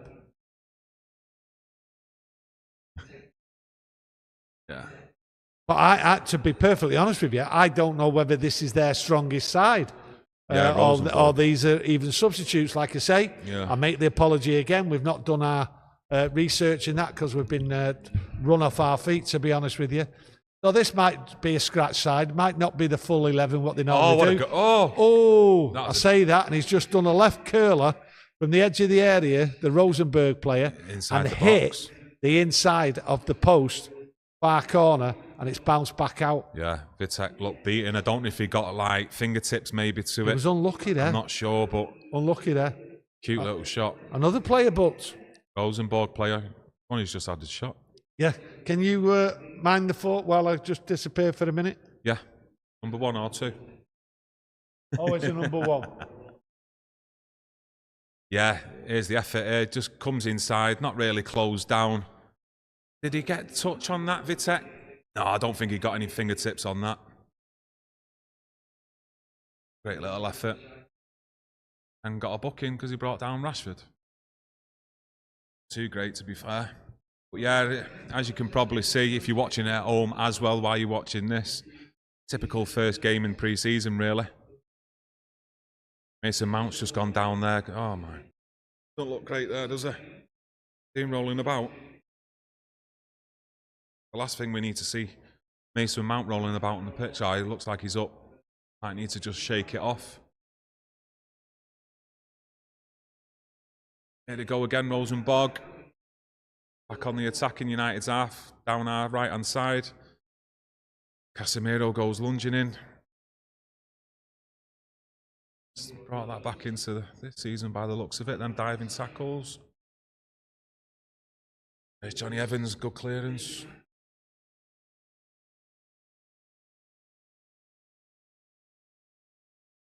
Just had a look in the live chat, everyone. Just having a look. Yeah, that scoreboard's still working anyway. Still there or thereabouts. We're on the right minutes. Yeah, looks like we're on 28 minutes, doesn't it? Going into 29. I think it's Godfrey. Just noticed you there, my mate. All is working fine. Hopefully you're being honest with me, my mate, as well. And you can actually hear me. Holding the fort, as you can see, till he comes back. No problem, to be fair. You take your time. Yeah, I will. Relax. I will. Respect your elders, son. Yeah, always do. Yeah. I'll tell you what I'm going to do at half-time, anyone out there. I'm going to give me opinion on these Euros, what have just gone. Just change the chat up. Yeah, we had a little bit of a chat, to be fair, didn't we, earlier on today? It wasn't a long one, but... No, but I'm going to give me real opinions. Is it a rant? No, not a rant. Reaction. I'm going to... What I've seen out there. And also, the TV coverage on how that was. I don't know how it was for you out there, but just so you know, you've got a feel of the flavour of the type of things I'm going to be talking about and whatever. I never turned the tally on the volume on until the game started. I thought the pre-match was absolutely downright third rate wherever you looked. So, to be honest with you, the teams that don't start the chat now on it. No, that's for half time. Yeah. Look at you jumping in. I just thought I'd throw my 2p in there. Well, there's not much going on in this game, you know what I mean? No. Not much going on. No. Now, I sometimes, like, I have an hearing problem. TJ, actually, we'll get back into that half time because it's going into like the Euro debate. So I'll get back to that. Right. Unless you remind me. Yeah, the Euros at half time. The Euro chat's at half time. I'm going to give you a proper, because I am not happy. Raw reaction. Yeah. And not just on England, just on the teams as well. The quality and all that. Yeah. The quality of everything. Yeah. And anyone out there can give me why words are now being eradicated like man of the match. Man of the match. Absolutely cringes me. I don't hear it anymore. They've changed it to the player of the match. Well, that don't ring off my tongue. It don't come off my tongue easily. Man of the match is man of the match, not player of the match. What's the player? Everyone I'm watching here is a man playing football. Man of the match, innit? What's that? What? Yep, typical. Sorry, I'm just trying to look at this game here. Rosenborg did in United's half. Yeah, no. Dragged it wide. Yeah. Not really much going on. Yeah. There's big gaps there.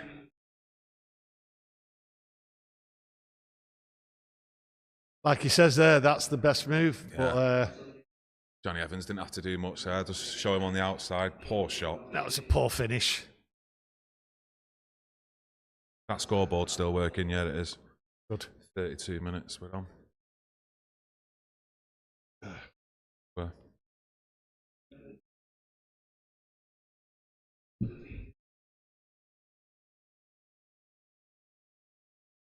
You know, when you see people out there doing the watch-alongs and all that, right?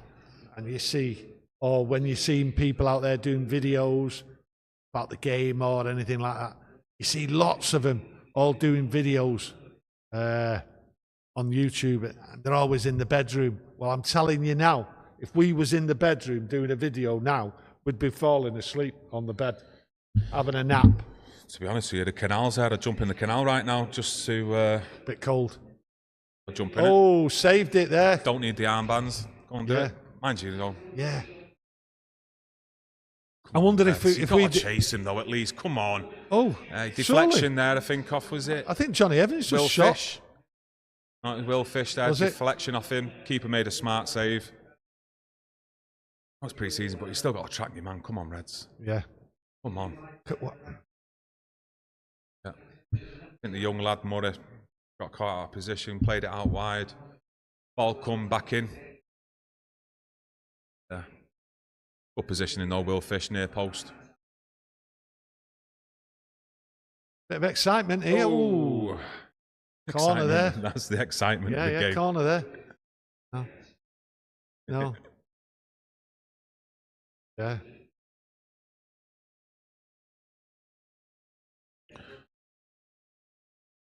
Yeah, having a kip while the game's on. Peter says, not sure we want to see you both in the bedroom. No, you're right there. No. It's not. It's just an observation that. How would you be able to get up for it though? Like, let's if you actually sat like in your bedroom. Like, I'm not slating anyone here. Like, no, we wouldn't do that. If you've got the balls to do content yourself and put you out there, whether you're in your bedroom, wherever, fair play to you and good luck to you. But me personally, I'd feel a little bit like lethargic. Where you need that little boost. Like right, talking about United now, going live. Let's have a good chat. Get everyone involved. If you sat in your bedroom, you're like, man. If it was me and you, we'd be lethargic. It wouldn't be right. I think it's about character or something, or what? Or what? What do you think? It depends on your character or something like that? No, it just wouldn't seem. I need space. Yeah, that's what we need all this. Yeah, it's like when I'm out, at a restaurant or something. Yeah. When they put you on one of them little tables and there's two of you. I need like a table for 4, even though there's 2 of you. So you got your arms. And you can just dive into things. Well, we do that, don't we? We do it outside and that. Do you know what I mean? So that's what we like. That we like the openness. But no, I think sat in a bedroom after they'd been sleeping in it all night. Not for me. Just not for me. But hey, everyone's different. Farting all night as well. What? Letting one rip all night as well. Don't tell me that you don't do that. Don't look at me like that.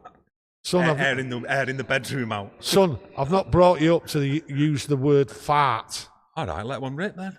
I just don't want to say it too much, just in case any of his kids watching. That's all. Okay. Roy in the chat has just gifted 10 memberships, so the people who are grabbing them, it'd be much appreciated if you give Roy a big thanks out there. Roy, much appreciated, my mate, and everyone else. Yeah. If you are just joining us, fantastic. We'll be putting new members content out there later on this week. Conversation on this watch along today has been a bit varied. Is that the right word to use up to now? No, but it's going to get interesting at half time. I think it is, and I might just go. If you want to rant about the Euros, it's going to get interesting at half time.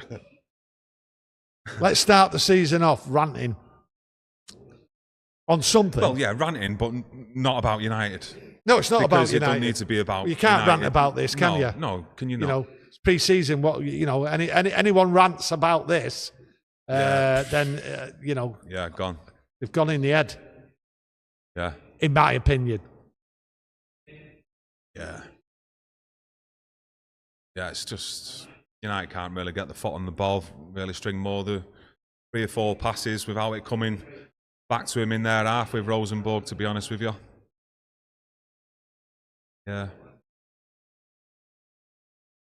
To be honest with you, he got sucked out there, didn't he? I don't understand it. It's just sucking right out. Was that Wheatley or Williams? That's bang out of order. I don't know what it is with these Rosenborg players, right? Oh, it's Hannibal. But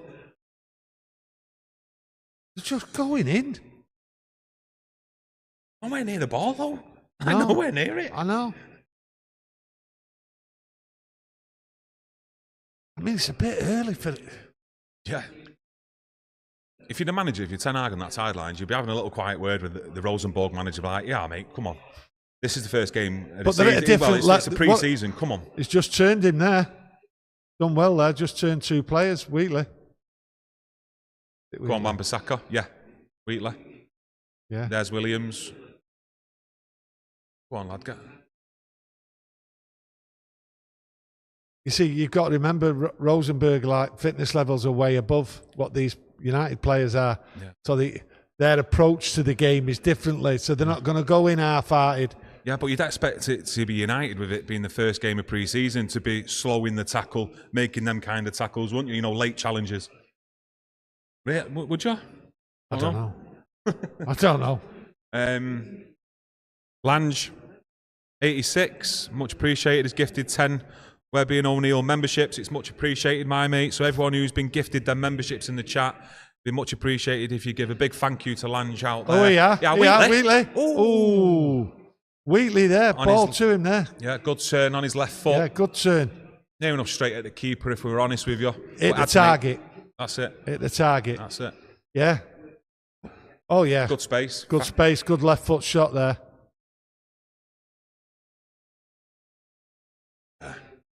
Yeah.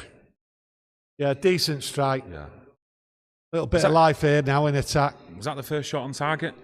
Am I wrong with that? Wheatley, first shot on target? I think it is. I don't know. Anyone out there tell us? Yeah. I don't know. Yeah. I don't know whether I was in my bedroom falling asleep or what. Right? Because we was eating Weetabix before. If there was a shot before it, I missed it. Is that countdown working? Yeah, the timer's working. Yeah. It's a corner, Mason Mount. I think you've just got to keep the web browser open. You know. Who? Web browser. Mason Mount, yeah, corner.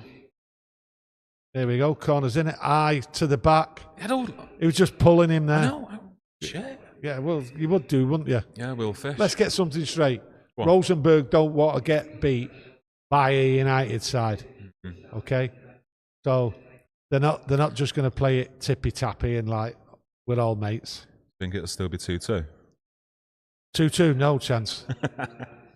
I didn't give a score prediction. I got away with it. Right, what did you... I didn't say anything, I just asked didn't you? Yeah. Right, 2-2 I said. At this moment in time, I'm so far from that. You never know what happened second half. Well, load of changes here. He's back through here. Rashford. Close down.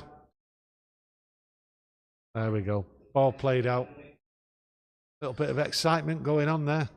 Yeah. Yeah, they played football here. Yeah, I tell you what, they played well to get the ball out there, Rosenborg, out of defence. Don't play too bad. The little triangles in the centre to get it out wide to the left back or right back. No. But it's not much pressure, though, from United. Let's be honest. No, there isn't. It's kind of half-hearted, which you'd expect in pre-season.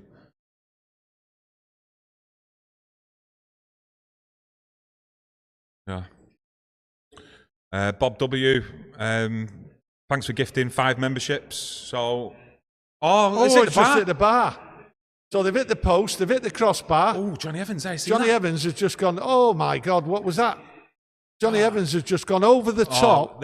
Great save, Vitek. Headed the ball. It's come back to him. Then this carnage in the area. I'll tell you what, the way he hit the floor with his head there, Johnny you'd expect him to land in Australia from Norway. Give that some fun, didn't he? Lucky he never snapped his neck. Very lucky, Johnny Evans there. The way he rolled over that Rosenborg player on his neck. Yeah. Lucky he didn't snap it. The big lad as well, isn't he? No, the weight landing on that. He just seemed to hang there for ages. He's just got back up as all now it's happened, so fair play, Johnny.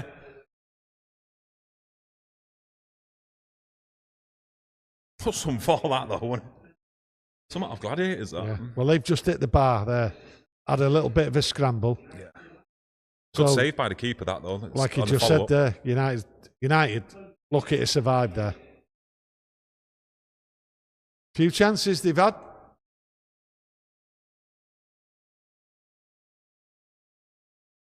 Loving all the membership gifts.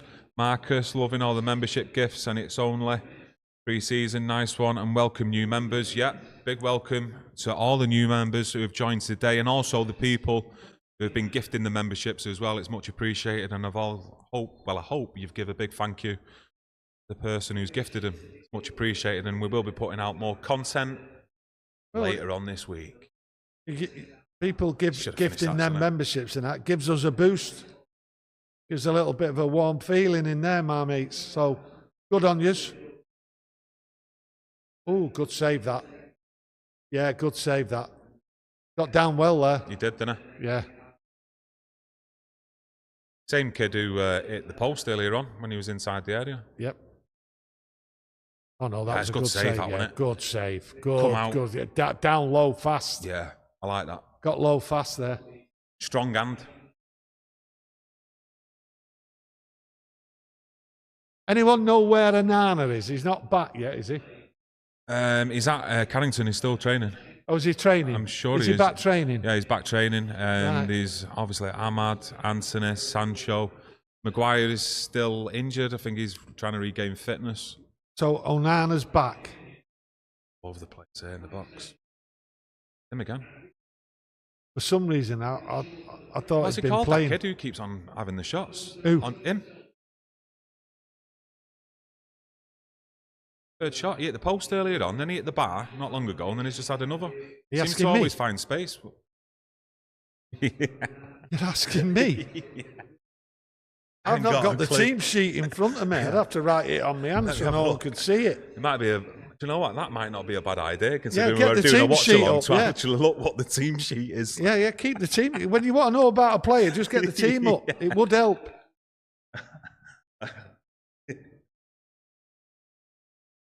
Where do we get the team sheet from? I know we're slow after coming back with our absence, but this is ridiculous. Just get the team sheet up. It's common sense, isn't it? Right. You know, how do you expect to go further? Well, I don't, to be honest. I just take it match day by match day. Well, I've just come to the conclusion that's what I'm going to do now with you. Okay. Right. Oh, God, how do I pronounce this? Broholm. Yeah. Broholm. Yeah, great. Yes. Well done. Broholm. Yeah. Is it him? Yeah. All right, well, we're coming up to half-time. So it's all about the Euros. Get your opinions in. I'm going to give you mine. Yeah.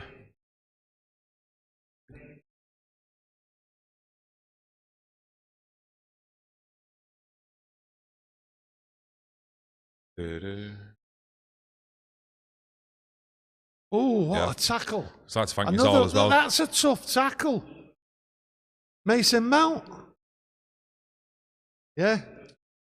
Going in on Broholm from Rosenborg. Oh, Mason Mount there. Like I say, there's been some bad tackles here. Do you know the good thing about these? I've just seen the... That one, Casemiro. No, these pre-season friendlies like this is the amount of kids what go. Great to see. Great to see. Yeah. I love it, me, when I see them all. Smile on the faces, isn't it? Like, well, it's just Man United, isn't it? Man United. Don't matter who's in a shirt. Like their eyes are just you know, people have got the favourites and all that, and they go there. Yeah.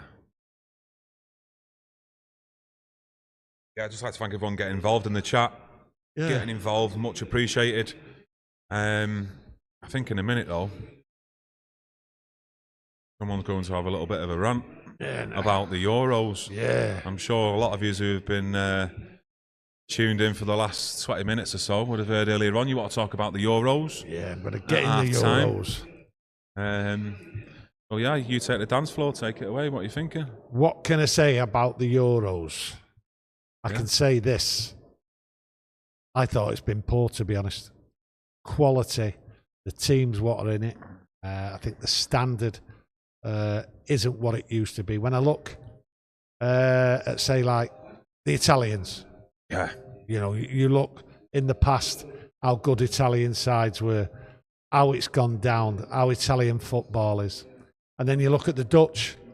Dutch have always had a history in the Euros and that. I mean, I go back years. The standard of football, when you go back to what it is now, I don't think the quality is there. A lot of people may differ, but if you look at that England side, that quality. The thing is, you're looking individuals. There's individuals. Don't get me wrong, but the quality of the teams and the football, what goes on, I think it's been poor from an entertainment side of it, a quality side of it. I think when you look at the goal scorers, how many goals have been scored, I think it's been very, very poor. When you look back at what you used to see in competitions, I'm not too sure whether teams are scared, frightened to death now. I actually don't think England either will have an easier chance at winning a Euro than they did yesterday. Even when you look at that Spain team, you know, judging on what they've done in the competition, they fully deserved it. You know, knocking out teams like Germany, France, etc. But you know, they will not have an easier chance. And you look at that Spain team, that's nowhere near some of the teams that they've had in the past. No, you know, when you look at like your Sergio Ramoses, your Pujols at the back, your David Villas up front, you know, your David Silvas, etc. And you look at that team last night, and this is what I'm fully saying. Deserved it, but this is what I'm saying about the quality. Overall, yeah. What you've seen in the past, how football was, how teams were, individuals were. Okay, there was a few individuals in the Euros, but there weren't that many. There weren't that many. And when you look at the quality of what's gone on, I think the standard's been poor. England there, right, had the opportunity to win it in a poor competition. Spain won it because they were the best side. We clearly seen that. But that is by no way one of the best Spanish sides I've seen. I think that's been one of the poorest in a competition I've seen for a long time. I think there's one competition where they were poor. But with the high standards Spain have got, when you look at them, the players and everything, that's not the best Spanish side. That was the best team in a poor competition. And that's what I think the Euros was. Yeah. Poor competition. Okay. And what's not helped, right, is actually listening to the build-up, the half-time, full-time, what's being said and everything. I actually turned it off, and that's not helped and contributed to a competition which I think has been built more up on hype, pure hype. Not based on the actual performances and the games that we've actually been watching. Yeah, the games I've been watching, and that the way some of these pundits have gone on about it, way over the top, and sort of like giving it the big in and hyping it up and coming out with fancy words and all that, as though like, my street cred and all that. Just giving it. I think the art of commentating and debating and talking about what they're seeing on the pitch and that, the quality of it has just collapsed. So you're thinking they're going more for like sound bites and things like that, so they can be used on like this platform, YouTube, social media, etc., and actually giving like a proper core opinion on what they're actually seeing with their own eyes. Yeah, I think. To be fair though, Roy Keane normally does. Yeah. Listen, I'm not listening to him throughout the Euro because I've not watched all the games. I know, but I'd expect him to. I can't listen to everything else and just wait for Roy Keane to speak. Do you know what I mean? Yeah. And that's what's disappointing. The lack of quality, people with knowledge of the game, knowledge of watching and commentating on the games. It's like they're just parachuting people in. And I don't just mean with the Euros as well. I thought last year, when I've listened to the football, don't matter who I was watching, I think last year was one of the lowest points of people actually commentating on games and their actual knowledge of what they were talking about. I think they were just making it up. And I think when you go back and you look at quality commentators and all that, they never had all these pads. They never had all these notes on there. They were talking it off it because their enthusiasm and the knowledge of the game was there. They didn't need all these. I see them all, no matter what channel like I go on, they're sat there with notepads. I mean, don't get me wrong, I need notepads, right? But I'm just me, a Man United fan, right? And I do need a pad now and again, and I do need, right? But professional people out there having pads to remind them, if you know the game and you know what you're looking at, you don't need a pad to tell you what you've just seen. And then sound bites. It's not about sound bites, is it? That's what I'm saying about the Euros. And it has been poor. And they've tried to give sound bites to make it sound as though it's better. Well, I've not listened to it. I've watched it. And I think it's been very poor competition. And I think the teams in it have not, and a lot of these big teams, Holland, Italy, Germany, Portugal as well, France, Portugal, I don't think they've lived up to what they've been teams before. So it's been very, very poor from my point of view. How you see it, I don't know. Yeah, let us But know I needed to say it because I wanted to say it this morning in the video and I forgot to say it. Yeah, like I say, I've not watched all the games that have gone on in the Euros, but the only game when I think of what game entertained me, and I remember watching the Turkey and Georgia game earlier on in the group games. But that's because it was wide open. Yeah, wide open. It was an entertaining game of football. Yeah, I think the Romania-Ukraine game, that sticks to mind, but apart from that, no, there wasn't much else that entertained. Austria, I thought Austria played well. But what it is, the games and the teams we're talking about, right, were never like going to challenge for the finals. So they wanted to progress. So they were open games. I'm not saying the 90 minutes was open, but it gave you the more entertaining because they were going for it. Whereas there seems to be something dramatically wrong in the way teams approach games now. To me, though, it's a lack of entertainment from the top teams. It's because they're all wanting to play to feet with a back to goal or on the side. You know, if you're looking at a lot of the teams in the Euros, you know, apart from maybe Portugal, there's probably one or two others, but that Rafael Leao, who's probably on the left-hand side, who can run in behind defenders. But the teams were always looking just to play into feet instead of like trying to go in behind the actual back four, you know, through the lines, over the top, etc. But again, a lot of the teams actually sat back in a low block as well. Yeah, do you know what I mean? And it's just like... Yeah. I look at the Germany game and I did get entertained by the Germany game. But when you look at the Germany team and then you look to previous Germany sides who had possibilities of winning and challenging for semi-final space and a final space, and you look at that Germany side, it didn't have nothing on the great German sides. Do you know what I mean? The quality wasn't there. And then I did see parts of some of the Germany games, and some of it was entertaining, and that's because they had to work hard to go for it. The quality just wasn't there from them. They got knocked out against Spain, but I thought they came back well. But the just quality wasn't there to go forward. And to be honest with you, they didn't deserve to. But I think Spain outplayed them. They came back at them, Germany. But at the end of the day, Spain deserved exactly what they got because they were the best side. Yeah, definitely. I'm just going to go into the chat. Zamiasis, cheers for your super chat. He says, you better play better when you come to the Emirates. Arsenal fan? Cheers for your super chat, mate. Thank you very much for that. Listen, anyone going to Arsenal will have to play better, but Arsenal will have to play better. They can't rely on what they had last year. I think teams will have really worked on Arsenal. I think United will have worked on Arsenal, but go to the Emirates, tough place to go. 2 years now, you've been battling to win that league, and fair play to you. Fair play to you. It's a tough place to go. We've not had much luck there lately, but you know, things can change. Yeah, things can change, but they can't keep coming second. Or is that progress? Is that what, you know, if you're an Arsenal fan, would you be happy with that, considering, you know, where Manchester City have been in recent years and what they've actually been winning? Because last season they come close. Look, they've got to win the league, Arsenal. Simple as. Next season. Got to.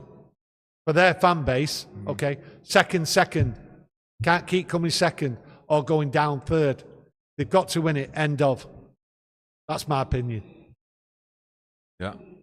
We've got to improve, obviously. And they've got to improve. Indeed. Oh, I've just seen Johnny Evans there on the playback there.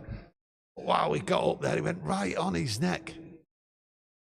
Great save that again. Just showing you the highlights there. Yeah. Great save by him.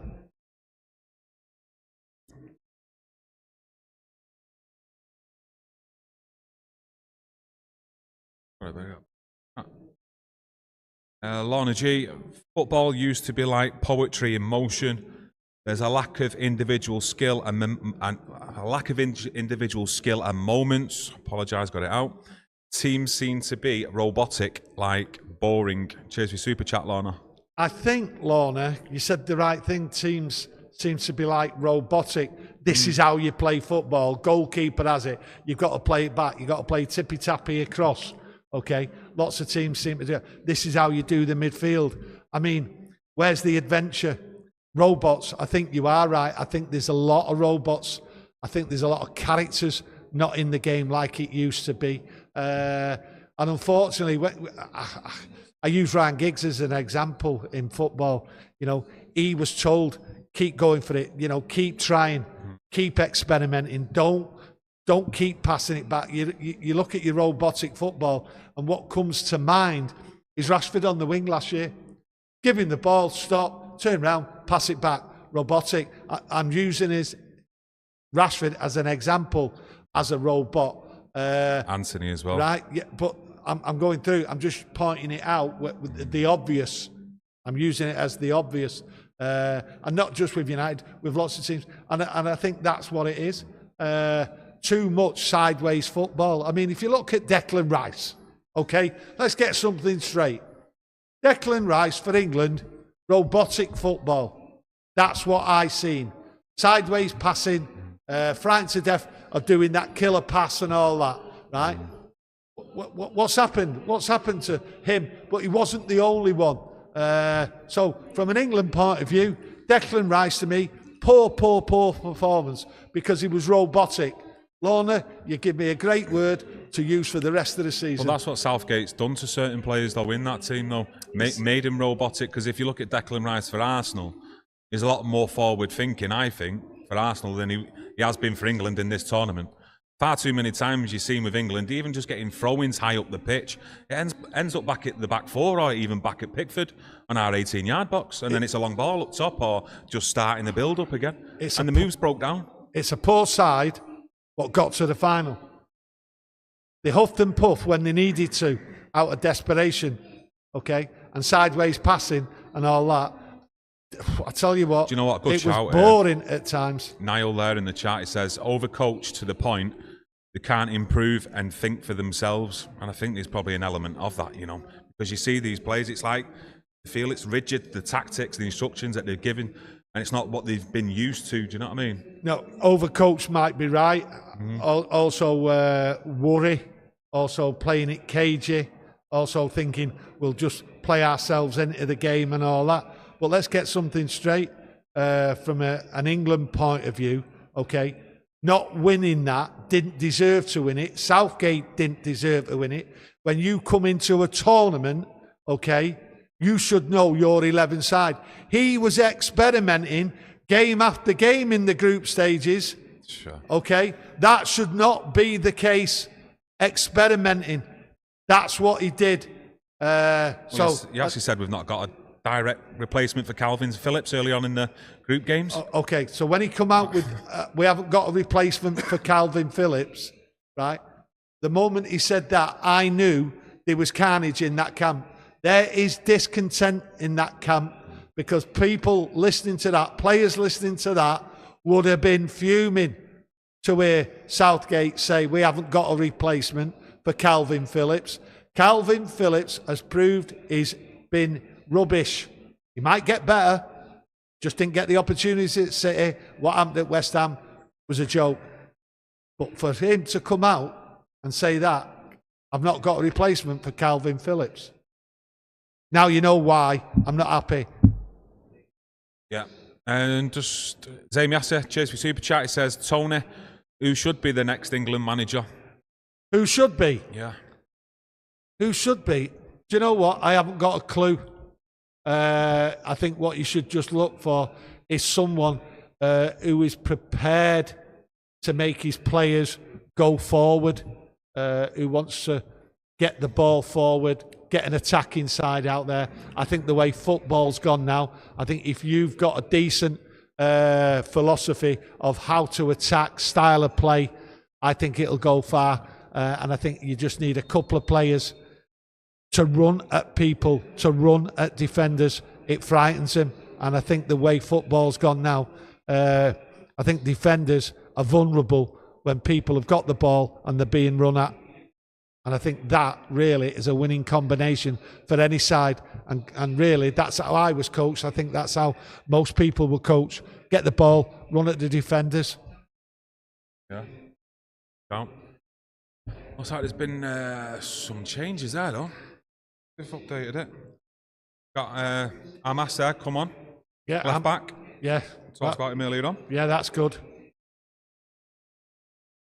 They've changed it up front as well. I think Wheatley's gone off. I think that's Joe Hugel. Does it not? Can you not get it on your phone, the updates? Right, let me just sort this scoreboard out. Yeah, sort the scoreboard. Right, okay. Tell you what, they're pressing high. They're coming at United now. They've come out wanting it now. Everything's changed.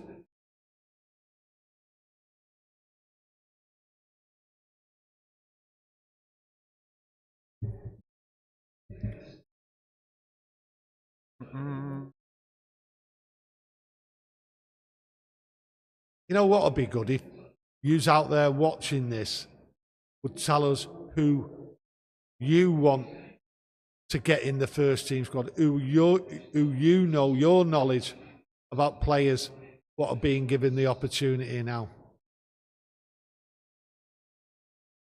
Yeah. You know, like I said, I Fish and Wheatley for me are the players throughout the summer. Yeah, so it's completely changed. You've got Vitex still in goal. Yeah. Ogunneyi, Bennett, Ali Joffre, Amas, Collier, Oyedele, Fletcher, Ennis, Scanlon, and Hugel. So apart from the goalkeeper, looks like it's a full change of team. Yeah.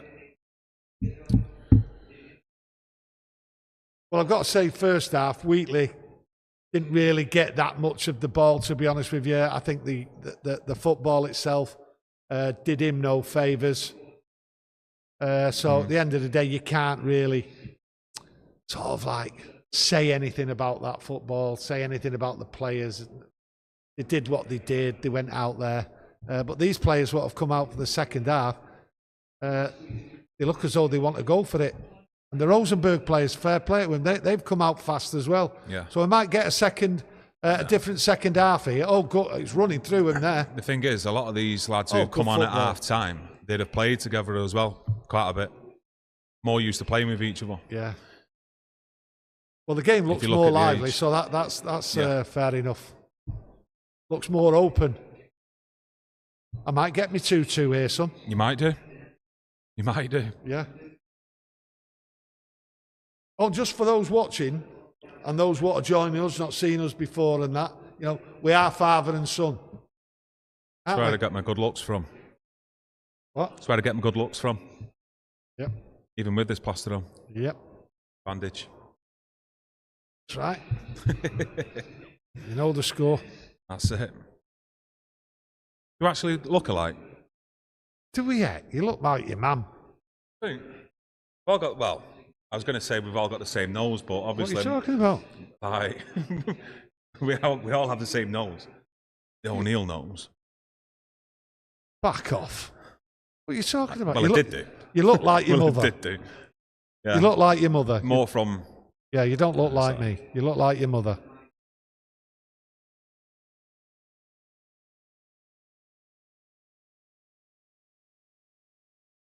Looks a little bit more of a pace here to the game. Oh, it's through there. Good ball offside. Yeah. I tell you one thing I'm looking forward to this season. Going to Tottenham. Tottenham away. Tottenham away. The three of us are going. Me, Kieran, and the grandson. So we promised him Tottenham away. I don't think we'll get to really any away games next season, but we've earmarked Tottenham. That's the game he wants to go to. He wants to go in that stadium. And really, who can blame him? So we're going to have to sacrifice whatever we do to take him to Tottenham. That's, I think, 15th of February, I think it is. Well, it depends as well. Like, when the season does start, Premier League season, if you want us to do like watch-alongs and stuff like that for the away games, you know, if you want us to do more of this, you know, at the end of the day, it's everyone out there who supports and watches the channel. So, yeah, you know, you need to have a big input yourselves on what you want to see and what you do like, what you don't like. So, yeah, like if it's something you want us to carry on doing, you know, when we are available, which will be 90% of the time for the away games. Yeah, we'll crack on. we'll carry on doing this. Yeah. Definitely.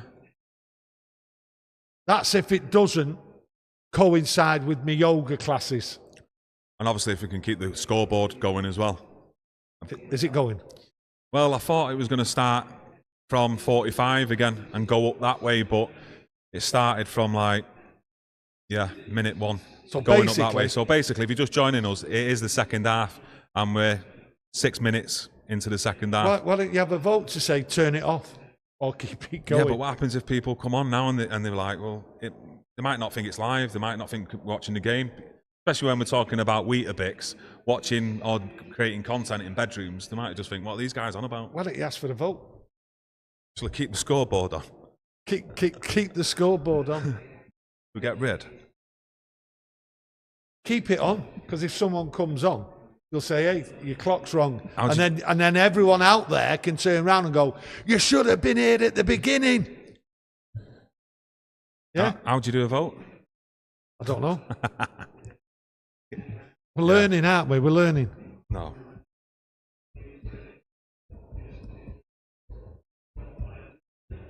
The game looks lively, I'll give it that. Yeah. Oh, what did people think about the... not really spoke about it, have we? After the FA Cup final, the watch-along, especially the best bits, because I thought them... Do you know something? You know the best bits of that cup final, right? People have told us they've watched it 10, 15 times because it's so just engrossing and funny. And I've watched it. I must have watched it personally about 10 times because it just brings a big smile on my face. We're going to cut it down to a few more minutes, less minutes, and we're going to put it out before the season starts just to remind everyone and get everyone in the mood for the season. So let us know what you think about that. Come on, United.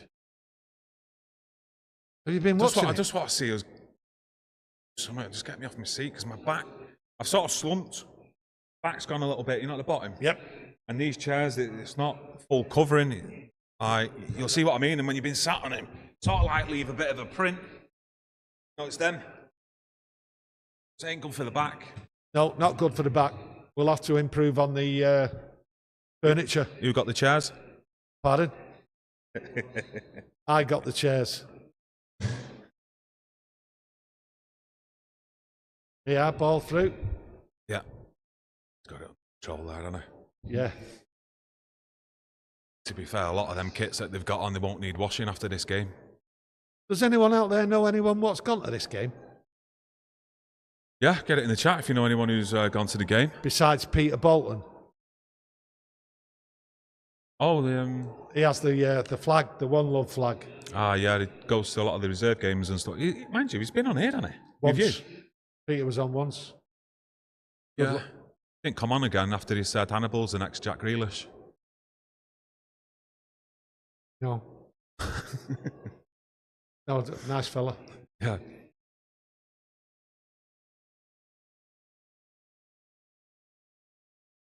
Yeah, does anyone know anyone what's gone?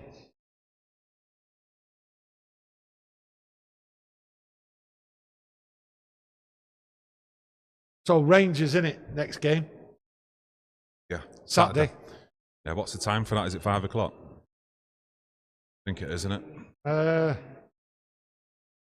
You can't really get any confirmation from me when you ask me a question. Because I'm not sure. You've had a week off. I mean, I've given you a week off, right, to prepare and stuff like that. Look, surely, like, you've had your notepad out, you're thinking, I'm going to impress him here. I'm going to have everything rolled out. I'm going to have us in order, like little key stages of what we're going to discuss.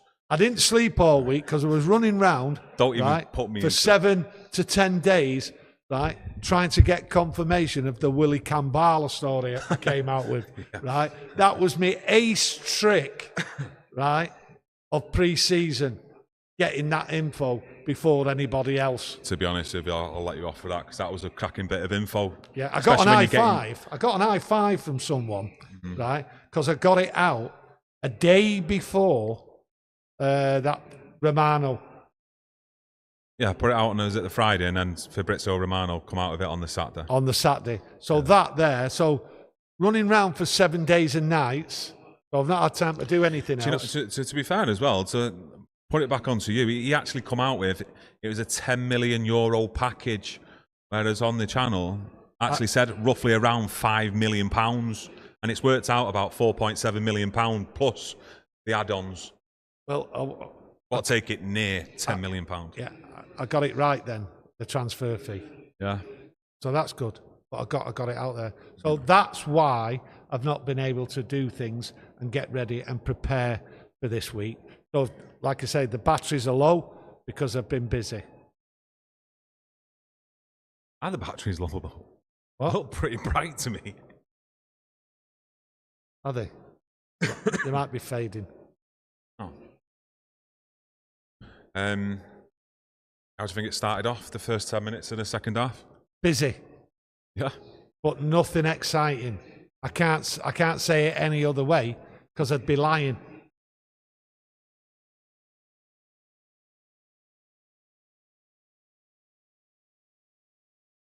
What a contrast. Cup final, first live watch along to this. There's a difference, isn't there?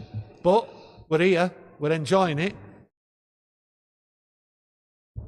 Right, watch this. What? Go on. What have you done? Hopefully, on the scoreboard, it says second half now instead of my scoreboard. Okay, here we go. Here we go. Technology, updates, the lot. Oh, yeah. God, that was a poor finish, that. Yeah, it's been poor finishing all the way through, son. Right, have we done it? Yeah, it's got like a little second half on the top now. Has it? Yeah. How many minutes does it say? Oh, yeah, that's a good point, isn't it? Well, we're into the 12th minute, but it says on there second half, so you can understand it now. Instead of thinking it's 12 minutes from the start of the game. Well, I think the second half would help him. Yeah, that little bit on the top, only minute, but, you know, yeah, if you've got good eyesight, you might be able to see it. Well, by the time the next game comes up, the software and that, we might be able to get it right, hopefully. But then again, we might keep it that way.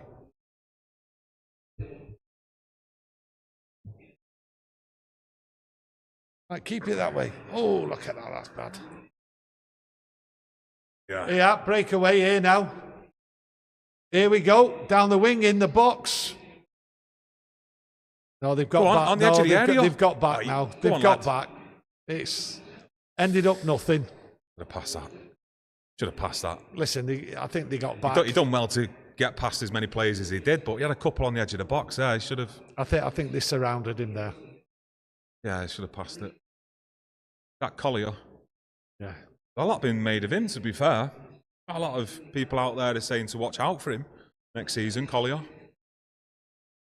Well, like I say, I've got the couple of people that what I'm looking for, but Collier, not on my list. Like I say, there is people talking about him. Mm-hmm.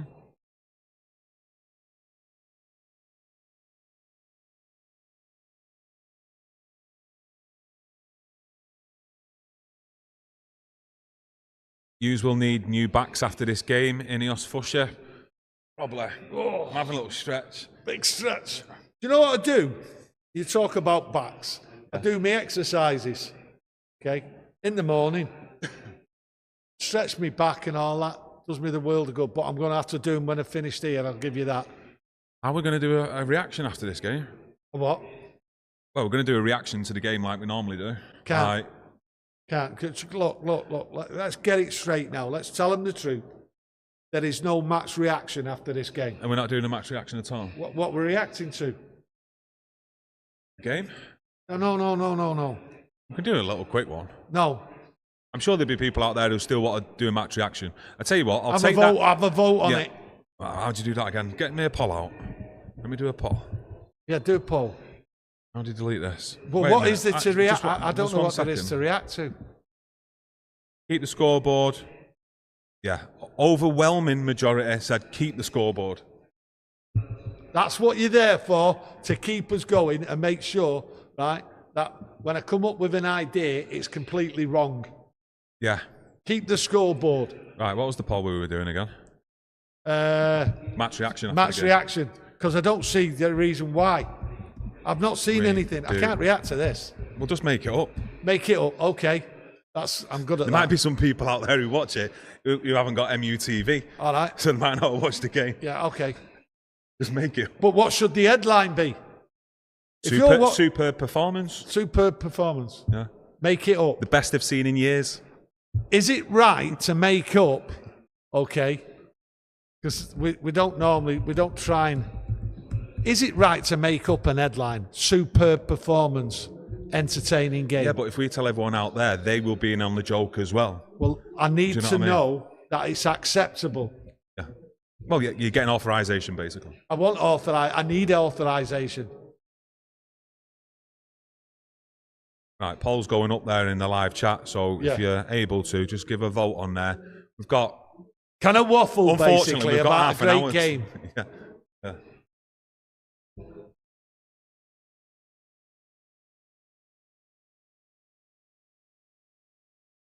All right, I need to get... So we can keep the scoreboard. Yeah, I just got to check that it's still working, because I've been... Messing. Yeah, it's still up there, isn't it? Fantastic. Marcus says a tale of two halves. I like that one. Tale of two halves. Use poetic license, lads. Laugh out loud. Niall Murray. Poetic license. I think that's... How about blatant lies? Yeah. But poetic license seems good.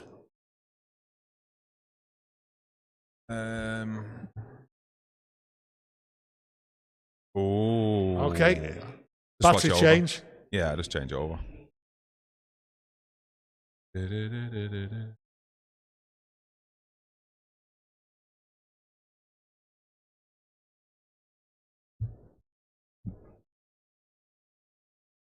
But yeah, let us know in the chat if you want us to do a match reaction after this game. Let's face it, there's not really been too much going on in the actual match. I've seen much of Man United really making more than 3 or 4 passes in the Rosenborg half. They've obviously hit the post, hit the bar as well. But as we know, this is the first pre-season game, so it's all about these lads getting match fitness. On the attack again here, Rosenborg. Out wide on the right. Oh, it's hit the bar again. Plenty of space down United's left-hand side. Crossed the ball in. Their player was unmarked in the box, and I'll be honest with you, he should be burying this, going right back across goal, but yeah, I don't know if Vitek got fingers to it. Did he? Oh yeah, he did. Good save. Great save. Great save, that. Great save. Yeah. In the first half. Great save. Great save again. Yeah. That was a good save though in the first half, where he come out. Strong hand to that. See so many keepers where it still hits their hand and it just like deflects and still goes in the net. Not strong enough. I'm not wanting to sound daft here, but I might make myself look daft. So mute the mics. Well, they're not muted. Everyone can hear you. Yeah. They're still urgent. Tell me what you think he said. Yeah, tell me. Tell me what you think he said. What do you think I've missed about this game? To be honest with you, I actually didn't hear what he said. I just nodded. I did. Great save.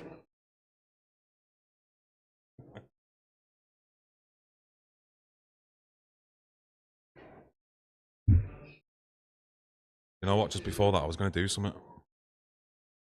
Go on. Oh, I forgot. That's the problem.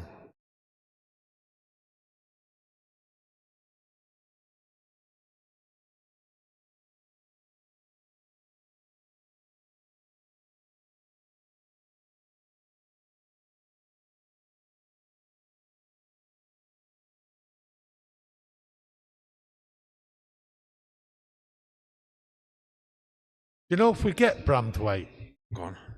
and we get Dillett, you think they'll try and sell Maguire? Yeah, God. Maguire's got a...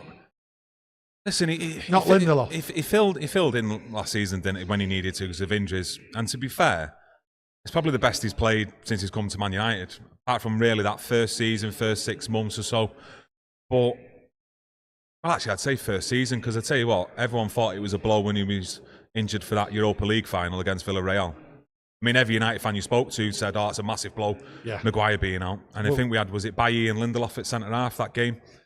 Massive blow. But, yeah,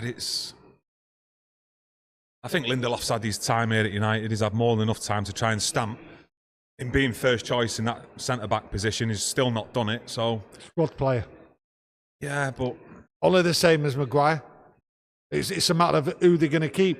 If they do get Branthwaite and Dillit, if they get 2, then who goes? Is it Maguire? Is it Lindelof? Well, maybe like when you look at it's not Johnny Evans. Ideally, I'd have liked to keep Cambrella, but he wanted to go himself. That's why he didn't sign a new deal, and his deal runs out next season. Well, it did at United next season. So maybe he already knows that maybe Maguire and Lindelof might be staying. And he's thinking, well, and if Johnny we're getting, Evans. And Johnny Evans, then we're getting in another centre-back, maybe 2 more. And he's thinking, well, there's no chance I'm getting in here next season. I won't get a look in. To be honest, with the injury record with the centre-halves, and I don't think they'll get rid of any of them, even if they do bring 2 in. Obviously, Cambuala's gone. I don't think they'll get rid of him. But hey, that's my opinion. No, it's a good shout. I think it's tough to get rid of players nowadays with the contracts they're on. I think Ineos, they will change these contracts as time goes on when we start signing players.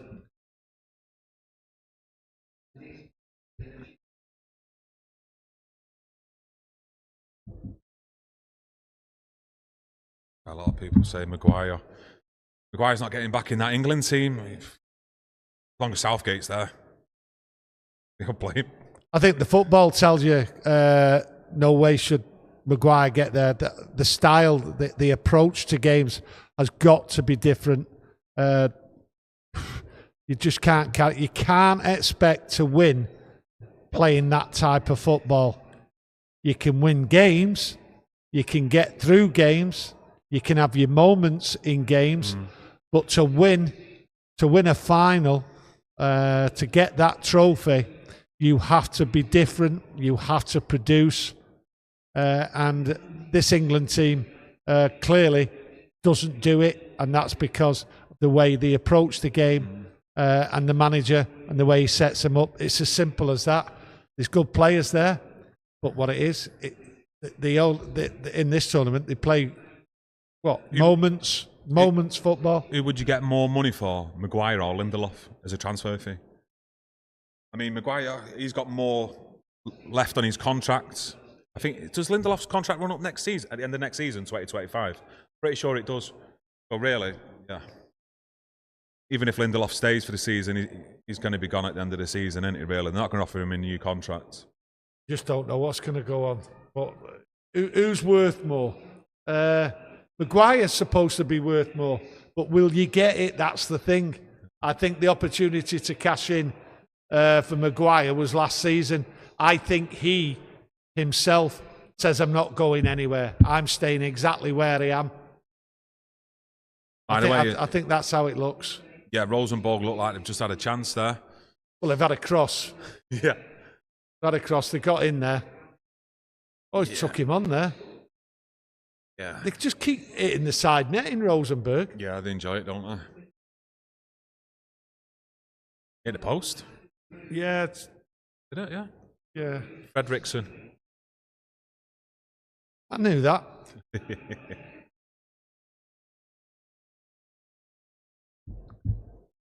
From a United point of view, I'm not really seeing much opportunities. Oh, yeah. Just give the ball away. Only one Hugo there touched the ball. Great shot. Oh, great shot. Tell you what, outside the area there. Created the space. Smashed it. Good save. What was? Ennis, that with the shot, was it? Yeah, I think so. I don't think it's as dirty this half. Yeah. There was some dodgy tackles. Not dodgy, nasty tackles. Yeah. What's this there? Runs across the edge. I like that. Outside the box. Good Cuts shot. inside, holds the man off. Yeah. Strength, power. Yeah. Yeah. So, Oh, he went down too early, the goalkeeper. He just managed to get his right arm up. Salvaged that, didn't he?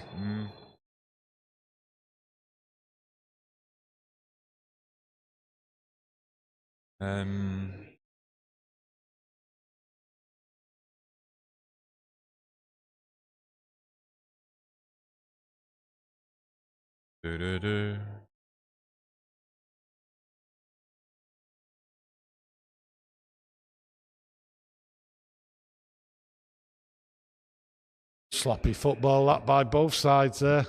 Sloppy. Oh, yeah. Bit of space. Still at the side net. What? They're probably at the bar, the post, or the side net, Rosenborg. That was a shot, and he went out for a throw-in. It did. Look. I know, I've seen it. Look. Proper hit the big toe, that, didn't it? Yeah. Big toe. Up to now, what that poll that we've done on whether we should do a match reaction or not after the game, 61% say we should do, and 39% say we shouldn't at the moment. But that poll is still open. We'll keep it open until the end of the game, so we've got a good 20 minutes left. But I don't know what we're going to talk about. And to be honest with you, if you want, get your suggestions in on a title. And I think the best one, I'll just pick it and we'll put it as a title. Anything you want, well, within reason, as long as like young kids can view it and read it. I'll have to get me creative juices flowing. No, I've give everyone out there the opportunity to do it. Oh, you mean creative into make it up into a match reaction? Yeah. Your opinion? Yeah, get an opinion about what it was all about. What will have It was a free flowing game. What I think Ten Hag would have got out of it. Yeah. Ah, right, okay. You're looking at it from that angle. Yeah, I'll go from Ten Hag's point of view. Will he have got anything out of it?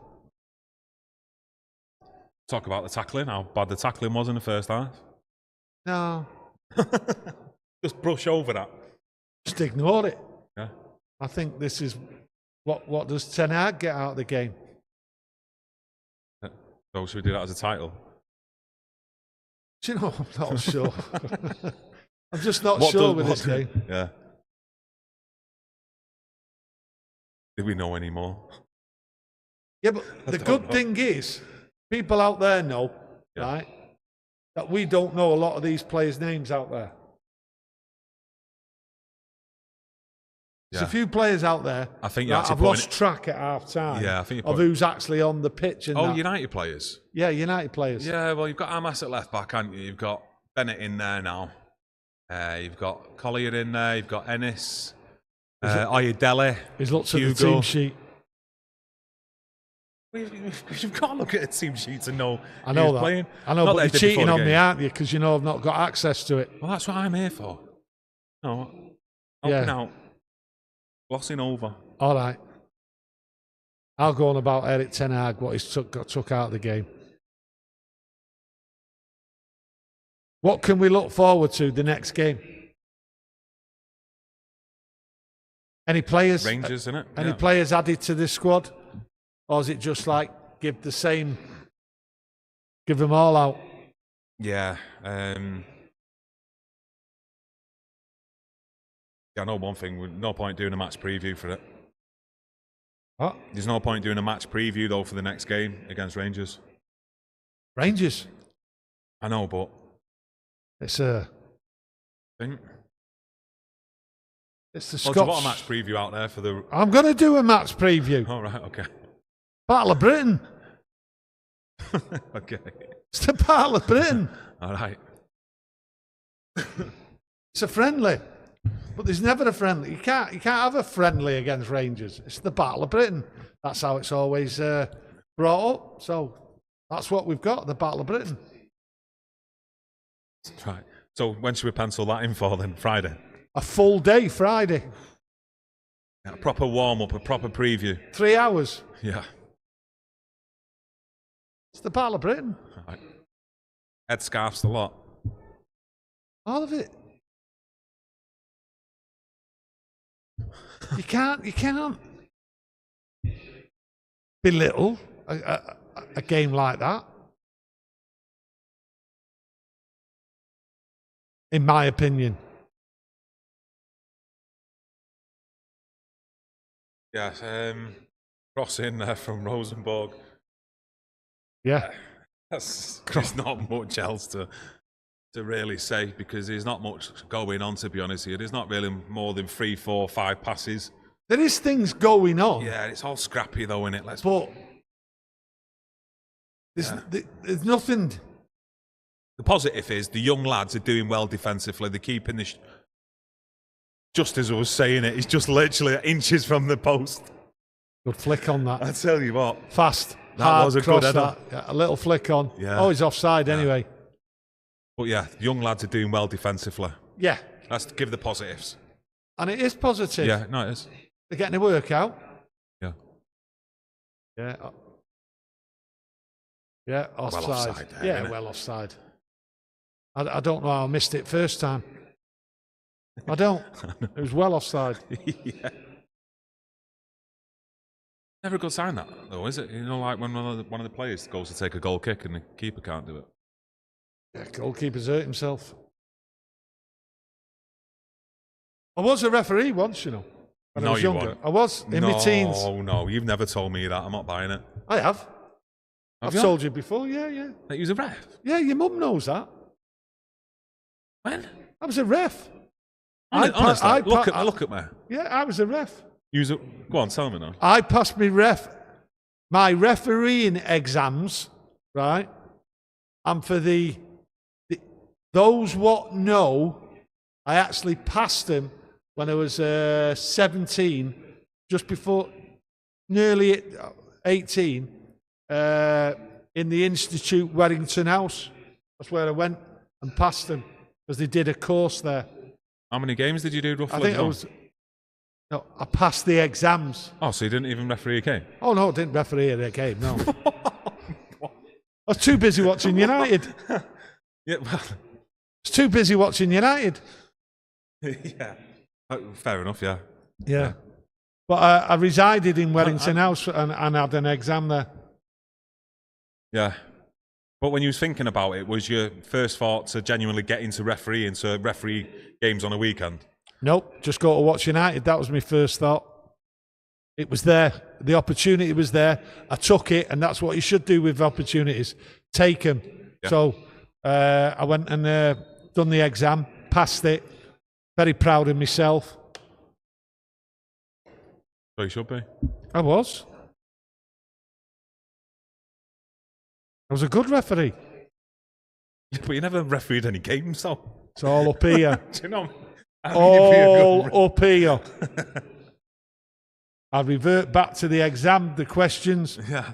Rule this, rule that, section A and all that. So when you was watching it live, when you're watching United or watching it on a TV, you was getting the rule. There. Yeah. There. And it's never left me. Yeah, I watch a game with you, I know that. Yeah. I got the basics. And I got them right. Well, what would have been your thoughts then on VAR now coming into the game? As a referee, especially as an old school referee as well. I wouldn't have been happy. Take away my control, my knowledge of the game, and worrying about other things when you've just got to concentrate on one thing, and that's refereeing the game. Getting the decisions right. We don't always get them right, do you?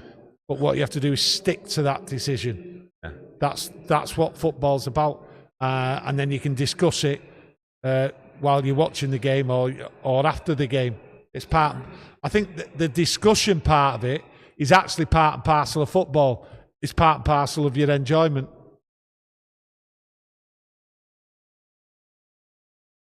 Majority of people still want us to do a match reaction. I'm doing it.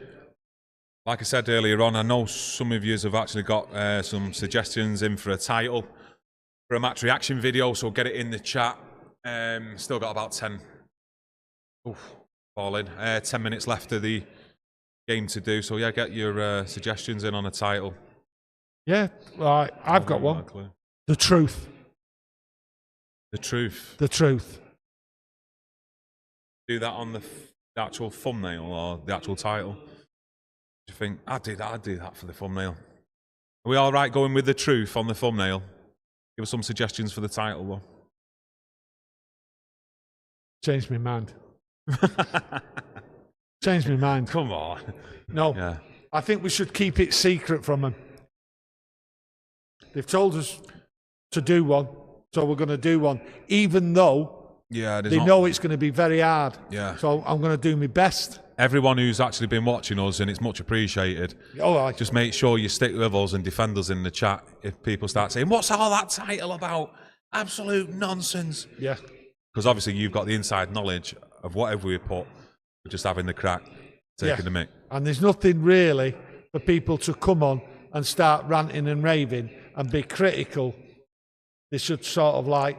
I actually think, just one suggestion, because we're all here together as friends, the best pre-season game in years. Would that get...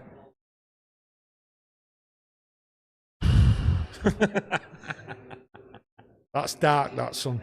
That is very dark. It's 0-0, you do know that, don't you? Yeah. If it was the 2-2, which I thought it was going to be, but it's 0-0.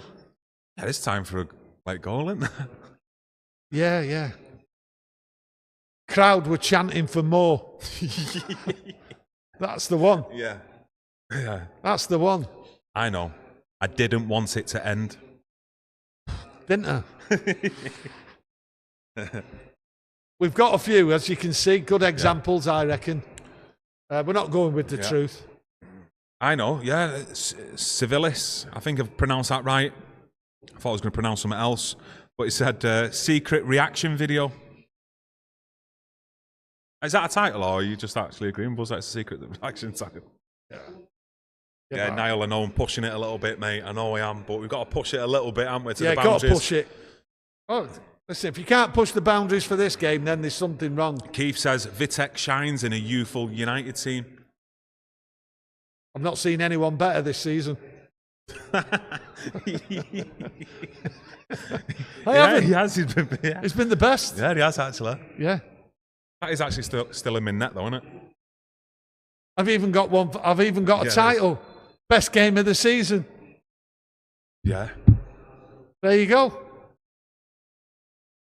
You just need to give me a little bit of time to get rolling, and then I'm on it. Peter Davenport, here we go again. Oh, I like that. Yeah. I like this one. Ricker. Like the lad's nose, the performance was broken. Actually not broke. It's not broke. Yeah, it's just got stitches in it. Nah. Yeah. But I like them suggestions. Keep getting your suggestions in. I like some of them. We've only got 7 minutes left. Yeah. Best game of the season.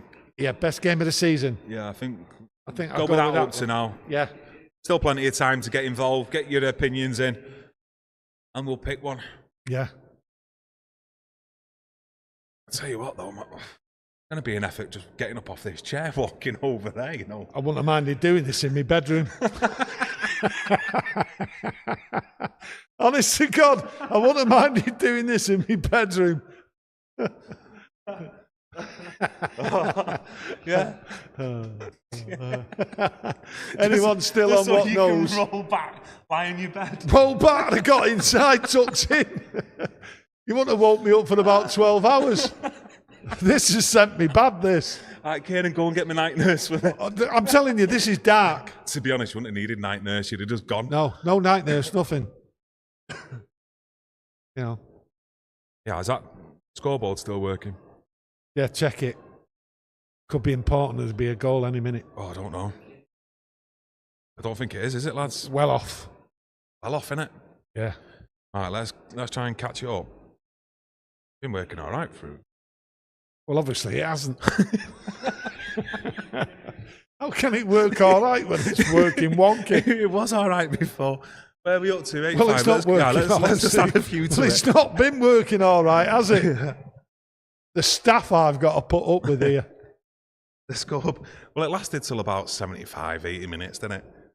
We'll get it sorted for the next one we do on Saturday. Oh, without a doubt. Oh, we'll have to. Yeah. We'll spend all day and night on it. Good save, great shot. Another great save. Well, a good shot, but straight at him, to be honest, from Rosenborg there.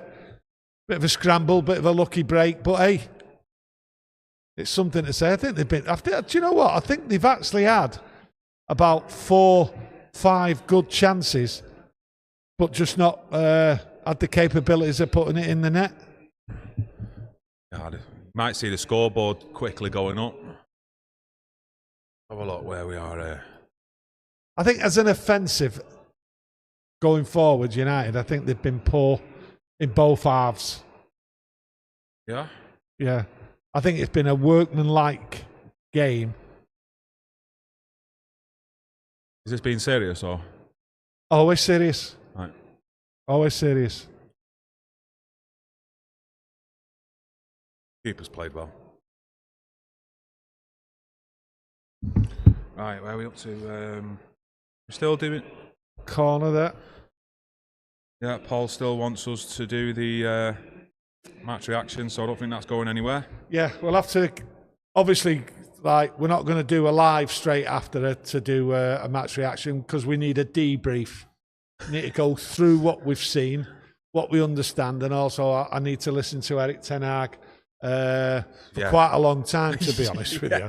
Just so we've got something to talk about. Yeah, for quite a long time. To be fair, though, can I just butt in that? That's something we don't ever do, really. You know, when we do a reaction after the game, whether we've been in the game and we're doing it upstairs on the rooftop in Hotel Football or we're doing it down here in the OTSC, we don't listen to what goes on after the game. We just get straight into it. And I just think sometimes for us to do a longer stream, or should we listen to get some opinions in for us to all to talk about in a reaction? Or me personally, I see it's your reaction, it's your opinion on the game, it's Webby's reaction, opinion on the game. Forget everyone else's. That's how I think it should be. Yeah. Obviously, people out there think it should be done differently. Will obviously look at it and reject it. But yeah, I wonder why you're saying that. Right. But I think what it is, you have to give your match reaction yourself without listening to anyone else. Or looking at social media or anything else like that, because I think you can be persuaded to change your opinion, and it doesn't matter if your opinion's wrong, so long as it's your opinion. Yeah. And then you can look at it again afterwards, and when you do another video, you can sort of say, well, I didn't get that right, I looked at the game again, I listened to this and I listened to that. A match reaction should always just be your opinion without being guided or sort of interfered with in any way. But unfortunately, that's how, well, fortunately for us, that's how we do it.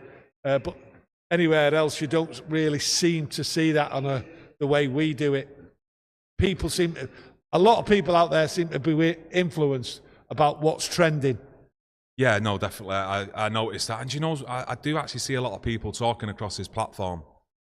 And I see it as other people's opinions on like social media. I've seen quite a few, high profile tweets, and people have just reworded it into their own, as though it's their own kind of thing. I have seen that. I wouldn't criticise that. Not that I would call that clever. Right, because they're trying on it, they're tricky. Very, very clever to change a few little words. I'd rather be wrong with my own honest opinion than be wrong with someone else's opinion, or be right with someone else's opinion. That's me and you, but they've got the privilege of changing a few words or being influenced and whatever, and that's what it's about. It's about going round, and you have your opinion. Well, they're looking to see if anyone can change their opinion. Ah, yeah, influence. Well, they've got time to see if they've got it wrong. And then they can come back at us and say, you got it totally wrong. Yeah. How's that scoreboard done? It's got to 45. We're nearly there, aren't we?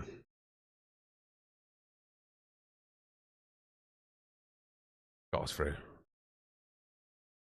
Going into injury time now. Yeah.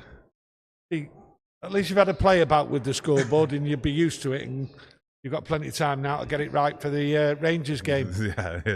Okay. What do you think? Do you think he'll get it right for the Rangers game? Yes or no? Yeah, just get it in the chat. How many days have we got? What day are we on here? Monday. Got till Saturday. Do you think I'll get the scoreboard working right as it should do for the Rangers game? First half, second half. No, just get it right. That's all they're asking for. Just do it and get it right. Yeah.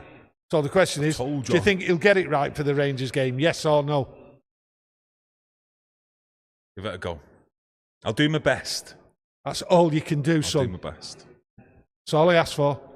Do your best. Put the effort in. Crossfield ball. Best ball I've seen all game, that. Crossfield ball like that. A good ball. By Dele. Ibe. There's no laughing faces. In the confidence, Ibe. Yeah, good call. There we go. Here we go. Breaking down the right-hand side. Here we go. Get your head up, lad. Good passage of play, this. One-on-one. Good cross, no one there. Absolutely no one there at the back. I'm sure he just handball that. Nobody there. Cheers, Marcus, for believing in us. Just believe. Believe. Oh,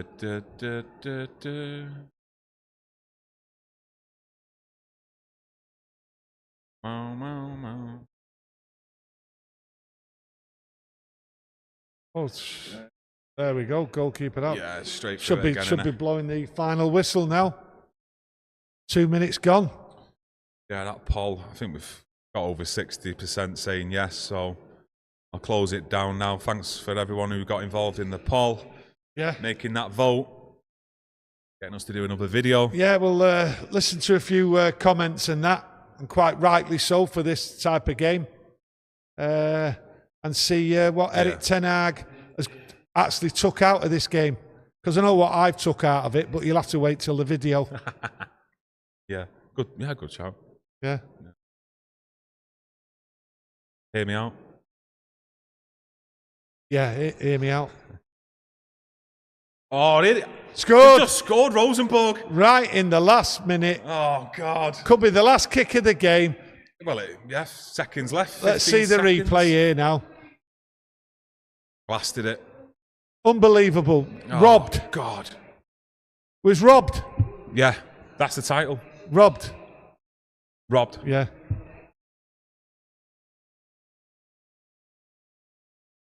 Cross there. No one marking him. No one closing him down. Bloke takes a shot. Ball bounces down. Not even marked. Do you know what? No one cares. Good block. Was it a block? And then it fell perfect to the striker for Rosenborg. Just blasts it straight down. Just poor marking. I mean, the bloke what took a shot, no one was marking him. And then the ball bounced down to the goal scorer and no one marking him. Yeah. But, yeah, goalkeeper, like he says, no chance. And that's looks it. Like the end of it. So, yeah, last kick of the game, virtually. Yeah. What a shock result. What a shock result. Fantastic game, belting game, end to end. Listen, I've enjoyed you being on here, talking to you, listening to your questions and answering a few of them. Hey, it's been fantastic. And especially all the donations to the memberships was great. So I've enjoyed it. The game, unfortunately, you'll have to wait and I'll give you my opinion on what my take is on that. Okay, just like to thank everyone for joining us for today's watch along. Thanks to all the members who have paid for the gifted memberships as well. Welcome aboard. We'll be doing some more members content later on this week, and yeah, we're just going to take a little bit of a break, and we will get that match reaction done shortly or as soon as we can. So get that notification on, and we'll see you all soon. Much appreciated for everyone sticking with us throughout today's video. Many as thanks. always, thank you everyone. Some interesting comments in there as well. So see you again soon. Thank you. Oh, and let me know about the scoreboard as well. Should we keep that scoreboard? He won't have it fixed, trust me. Yeah, I will. No, he won't.